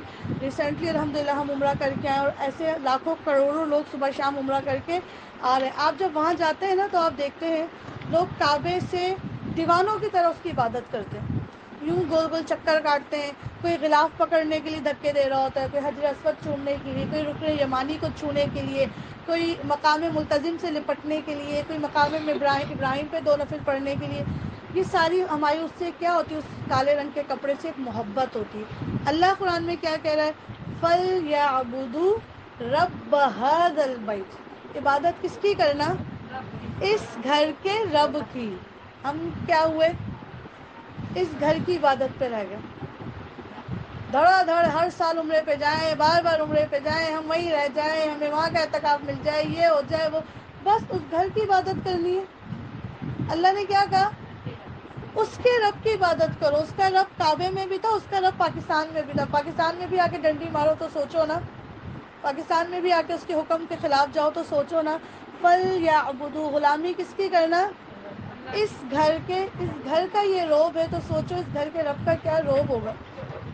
لٹرلی اس گھر کا ایک جلال ہے، ایک روب ہے. آپ پورے شہر میں کچھ بھی کرتے جائیں، لیکن جو آپ اتاب کے قریب آتے اس کالی چادر کا ایک آپ پہ روب پڑتا ہے. اگر کالی چادر کا یہ روب ہے تو اس گھر کی جس سے نسبت ہے اس کا کیا روب ہونا چاہیے؟ اس کے کلام اللہ کا کیا روب ہونا چاہیے؟ اس کی شریعت کا کیا روب ہونا چاہیے؟ یہ اتنی سی اس آیت میں پورا کانسیپٹ ہے. فَلْيَعْبُدُوا، پس انہیں چاہیے کہ عبادت کریں رب هَذَا الْبَيْتِ، جو اس گھر کا رب ہے، وہ جس نے تمہیں بھوک میں بچا کر کھانے کو دیا اور خوف سے بچا کر امن عطا کیا. سورہ ماعون. بسم اللہ الرحمن الرحیم. تم نے دیکھا اس شخص کو جو آخرت کی جزا اور سزا کو جھٹلاتا ہے، وہی تو ہے جو یتیم کو دھکے دیتا ہے اور مسکین کو کھانا دینے پر نہیں اکساتا. اسلام سے پہلے یتیم لوگ جو ہوتے تھے وہ معاشرے کے سب سے کمزور طبقہ سمجھا جاتا تھا، بیوہ اور یتیم. پھر آ کے اسلام نے ان دونوں کو ایسا کھڑا کر دیا. اللہ سبحانہ و تعالیٰ نے اپنے نبی سے کہلوایا کہ جس نے اپنے دسترخوان پہ یتیم کی کفالت کی، جسے سب سے کمزور سمجھا جاتا تھا، جس نے یتیم کی کفالت کی، اللہ کے نبی کے ساتھ دسترخوان پہ ایسے بیٹھا ہوا ہوگا جنت میں. ایسے مضبوطی سے کھڑا کیا اس یتیم، اور خود رسول اللہ کو یتیم بنا کے دکھایا کہ دیکھو اگر یتیم کمزور ہوتا تو میں اپنا رسول اس میں سے اٹھا کے کھڑا کرتا. طائف والوں نے رسول اللہ کو یہی تانا مارا تھا. جب اللہ کے نبی نے اہل طائف سے کہا تھا کہ اسلام لے آؤ تو انہوں نے بولا ہے اللہ کو تجھ یتیم کے علاوہ کوئی نہ ملا جس کے ذریعے اسلام بھیجتا، کہ اتنا کمزور طبقہ اور تو اسلام لے کر آ رہا ہے. تو اتنی موٹیویشن دی ہے اسلام نے اس گھر کو جس میں یتیم پالا جاتا ہے، ایسے جیسے وہ جنت کے دسترخوان پہ کھانا کھاتا ہے. مدینے میں جب کوئی بچے یتیم ہوتے تھے نا، کیونکہ بہت ساری عورتیں بیوہ ہوتی تھی، بہت سارے بچے یتیم ہوتے تھے، جہاد میں جاتے تھے، صحابہ کی شہادت ہو جایا کرتی تھی. تو ایک ایسا وقت آیا تھا، مسجد نبوی کے صحن میں قرآن دازی ہوتی تھی. اور کس چیز کی قرآن دازی ہوتی تھی؟ کس کے حصے ایک یتیم ہوتا تو اتنے گھر آ کے کھڑے ہو جاتے تھے، ہمیں دے دے ہمیں دے دے ہمیں دے دے. تو اللہ سبحانہ تعالیٰ نے کیا طریقہ بتایا کہ قرآن دازی کرو کہ جس کا نام ہے اس کو یتیم دے دو. ایسے لے لیں ہمارے پاس وہ جنت کے ٹکڑے آ جائیں چل کے، لیکن پہلا حق تو خاندان کے یتیموں کا ہے، انہیں تو دھکے دے دیے جاتے ہیں. تو آپ صلی اللہ علیہ وسلم کے ایک صحابی آئے، ایک قرآن دازی میں ایک بچی کا نام نکلا. انہوں نے جلدی سے وہ بچی ہاتھ میں پکڑی کہ اس سے پہلے کہ کوئی ریکویسٹ کرے اور لے جائے، اور تیز تیز قدم سے اپنے گھر چلنے لگے. تو رستے میں کسی نے ان صحابی کو آواز لگا کے پوچھا یہ تم کس کو لے کر جا رہے ہو؟ تو اس کا ہاتھ دکھا کے کہتے ہیں میں اپنے ساتھ اپنی جنت لے کر جا رہا ہوں، ابھی جیت کے آیا ہوں مسجد نبوی سے. اتنی موٹیویشن، اتنا موٹیویٹ کر دیا تھا رسول اللہ نے صحابہ کو کہ وہ یتیم کو ایسے لے کر آتے تھے جیسے اپنے گھر جنت کا ٹکڑا لے کر آ گئے. تو اللہ سبحانہ تعالیٰ کیا کہہ رہے ہیں، جو آخرت کے دن کو جھٹلاتا ہے وہ یتیم کو دھکے دیتا ہے اور مسکین کو کھانا دینے پر نہیں اکساتا. پھر تباہی ہے ان نماز پڑھنے والوں کے لیے جو اپنی نماز سے غفلت برتتے ہیں. غفلت برتنا مطلب 5 میں سے 3 پڑھی، 2 نہ پڑھی تو ایسی پڑھی کہ صرف ٹھنگے مار کے چلے آئے، ٹھیک ہے. اور یا پھر جو لوگ غفلت تو نہیں کرتے، پڑھتے تو 5 وقت کی مگر ریاکاری کے ساتھ پڑھتے، جو منافقین پڑھا کرتے تھے. اور معمولی ضرورت کی چیزیں لوگوں کو دینے سے گریز کرتے ہیں. وَيَمْنَعُونَ الْمَاعُونَ. بسم اللہ الرحمن الرحیم. سورہ کوثر. اے نبی صلی اللہ علیہ وآلہ وسلم، ہم نے تم کو کوثر عطا کر دیا، بس تم اپنے رب ہی کے لیے نماز پڑھو اور قربانی دو، تمہارا دشمن ہی جڑ کٹائے. مکی صورتوں میں سے رسول اللہ صلی اللہ علیہ وسلم کو کوثر دیا گیا ہے. کیا ہے کوثر؟ اور یاد رکھیں کہ کوثر سے مراد ایک حوض کوثر نہیں ہے اور نہ ایک نہر کوثر ہے. کوثر سے مراد ہے آپ کو کثرت دی گئی ہے، اخلاق کی کثرت دی گئی ہے، رسالت کی کثرت دی گئی. ہر رسول اپنے شہر اور اپنے علاقے کا رسول نبی ہوتا تھا. رسول اللہ تا قیامت کل انسانیت کے لیے رسول نبی بنا کے بھیجیں گے. آپ صلی اللہ علیہ وسلم کو صحابہ کی کثرت دی گئی ہے. آپ صلی اللہ علیہ وسلم کو بہت کچھ میجورٹی میں ایز اے کثرت دیا گیا ہے. بس اتنی نعمتیں لے لینے کے بعد اے نبی تم کیا کرو؟ بس اپنے رب کے لیے نماز پڑھو. آج اسکالرس کہتے ہیں کہ جس شخص کا دل نہیں چاہتا نماز پڑھنے کا، اس کی بیماری کا علاج ہے سورہ کوثر میں. وہ اللہ کی دی ہوئی نعمتیں یاد کرے، اللہ تو نے مجھے یہ دیا یہ دیا. جب لوگ ڈائلسس کروا رہے ہیں اور اللہ تعالیٰ تو نے میرے گردے سلامت رکھے، پھر کیا ہوگا؟ آٹومیٹکلی ان ریٹرن اس کی باڈی سجدہ کرنا چاہے گی. تو مجھے بھی بہت فائدہ ہوا تھا کہ کبھی نماز کا دل نہیں چاہتا تو کوئی نعمت یاد کر لیں، ان ریٹرن آپ کا نماز پڑھنے کا دل چاہنے لگے گا. پڑھو اور قربانی کرو اور تمہارا دشمن ہی جڑ کٹائے. رسول اللہ کو ابتر کہا تھا ان کے سگے چچا نے رسول اللہ کے بیٹوں کی وفات پر.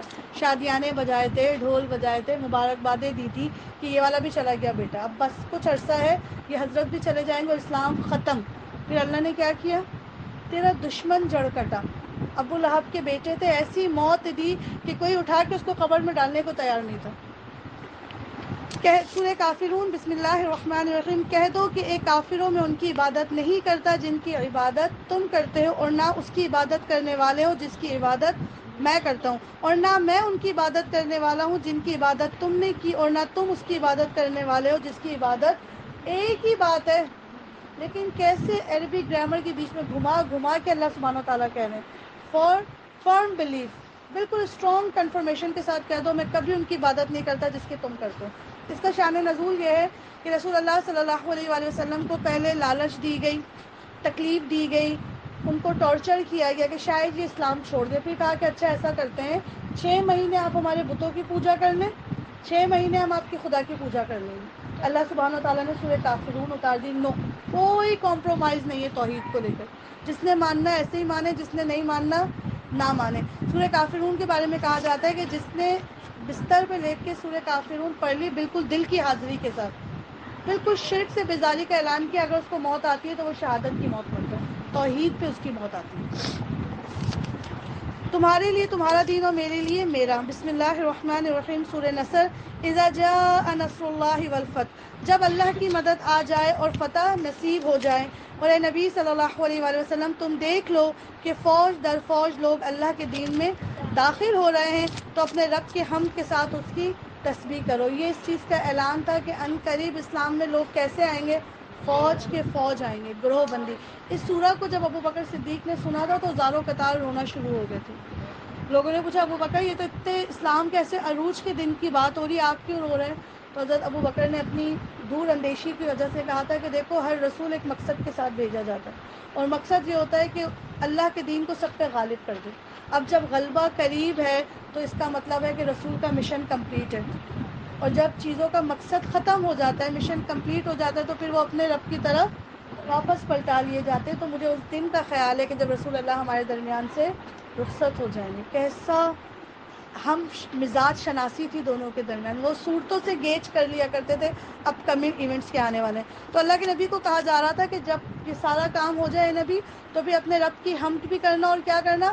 استغفار. اگر رسالت اور نبوت کے کام میں کوئی کمی پیشی بھی رہ گئی ہے تو کیا کرو؟ اللہ مجھے معاف کر دے اور اس سے مغفرت کی دعا طلب کرو، بے شک وہ بڑا توبہ قبول کرنے والا ہے. سورہ لہب مکی سورہ. پورے قرآن میں کسی شخص کا نام لے کر عذاب نہیں بتایا گیا سوائے ابو لہب. کون تھا ابو لہب رسول اللہ کا؟ اور کون تھا؟ پڑوسی تھا، نیکسٹ ڈور نیبر. اب جی ابتدان سمدھی بھی تھا رسول اللہ کے. رسول اللہ کی 2 بیٹیاں اس کے 2 بیٹوں کے ساتھ نکاح میں ڈالی گئی تھی، بعد میں ان کی ڈیورس ہو گئی تھی رخصتی سے پہلے. اس نے اور اس کی بیوی نے بدترین دشمنی دکھائی تھی رسول اللہ کے ساتھ، یہاں تک کہ اللہ تعالیٰ نے ان کا نام لے کر ان کا عذاب بیان کر دیا تھا. ٹوٹ گئے ابو لہب کے ہاتھ اور نامراد ہو گیا، یعنی 2 ہاتھوں کے درمیان کا پورا ابو لہب ضائع ہو جائے گا. اس کو اسکن ڈیزیز لگ گئی تھی. کسی کو دل کی بیماری ہو تو اس کا دل بیمار ہوتا ہے. کیا کہتے ہیں اس کو، گٹھیا کی بیماری ہو تو جوڑ بیمار ہوتے ہیں. کیا کہتے ہیں ہڈی چور ہونے کی ایسٹروپروسس شاید کہتے ہیں نا، آسٹروپروسس، تو اس میں ہڈیوں کی بیماری ہوتی ہے. واحد بیماری جو پورے جسم کو لگتی ہے وہ کون سی ہوتی ہے؟ اسکن ڈیزیز ہوتی ہے. تو اس کے پورے جسم کو عدسہ کی بیماری لگی تھی جو اس وقت ناقابل تشخیص اور ناقابل علاج تھی، بدترین بیماری. اور اس کے بارے میں یہ گمان کیا جاتا تھا کہ اس کو چھو لیا جائے تو سامنے والے کو بھی ہو جائے، لگنے والی بیماری، اچھوت جیسے کہتے ہیں. تو اللہ نے کیا کیا؟ ٹوٹ گئے ابو لہب کے ہاتھ. 2 ہاتھوں کے بیچ میں پوری کی پوری ہوتی ہوں. یہ محاورہ ہے بیسکلی. ایسا نہیں ہوتا کہ اس کے دونوں ہاتھوں میں فریکچر ہو گیا تھا، یہ اس چیز کی طرف تشبیہ تھی کہ اس کا پورا جسم ضائع کر دیا تھا. اس کو اسکن کی بیماری لگی تھی، اور اس کا مال اور جو کچھ اس نے کمایا تھا اور اس کے بیٹے اس کے کوئی کام نہ آئے. نہ اس کا مال اس کے کام آیا اور نہ اس کی اولاد اس کے کام آئی. وہ ضرور شعلہ زن آگ میں ڈالا جائے گا، اور اس کے ساتھ اس کی جورو بھی. جیسے وہ دین کے خلاف اس کے ساتھ کھڑی ہوتی تھی، ایسی اس کے خلاف جہنم میں جلنے میں بھی ساتھ کھڑی ہوگی. اور لگائی بجھائی کرنے والی، اور اس کی گردن میں مونچھ کی رسی ہوگی. کس کی گردن میں ہوگی مونچھ کی رسی؟ اس کی بیوی ام جمیل کی. یہ دونوں بے انتہا خوبصورت تھے. ایک کا نام ابو لہب تھا، دوسرے کے یہ دونوں کے نام تھے، ٹائٹل تھے، نام نہیں تھے. ابو لہب کہتے تھے اس لیے کہ لہب کہتے ہیں ایک فلمرنگ چنگاری جو بہت زیادہ کیا کہتے ہیں، ہاں شائننگ ہو. اس کا فیس بہت خوبصورت تھا، اس کے گال گلو کیا کرتے تھے، اس کا نام لہب رکھ دیا تھا ابو لہب. اور اس کی جو بیوی تھی ام جمیل، حسن کی ماں، کتنی حسین تھی. کیا کام آیا ان کا حسن؟ کچھ بھی کام. اس کے گلے میں ایک نیکلس تھا جس سے اس کو بے تحاشا محبت تھی اس عورت کو، اور یہ کہتی تھی اس نیکلس کو پکڑ کے کہ میں اس کو کبھی خود سے جدا نہ کروں. ہاں محمد یا محمد کے دین کو گرانے کے لیے اتارنا پڑا تو یہ بھی دے دوں.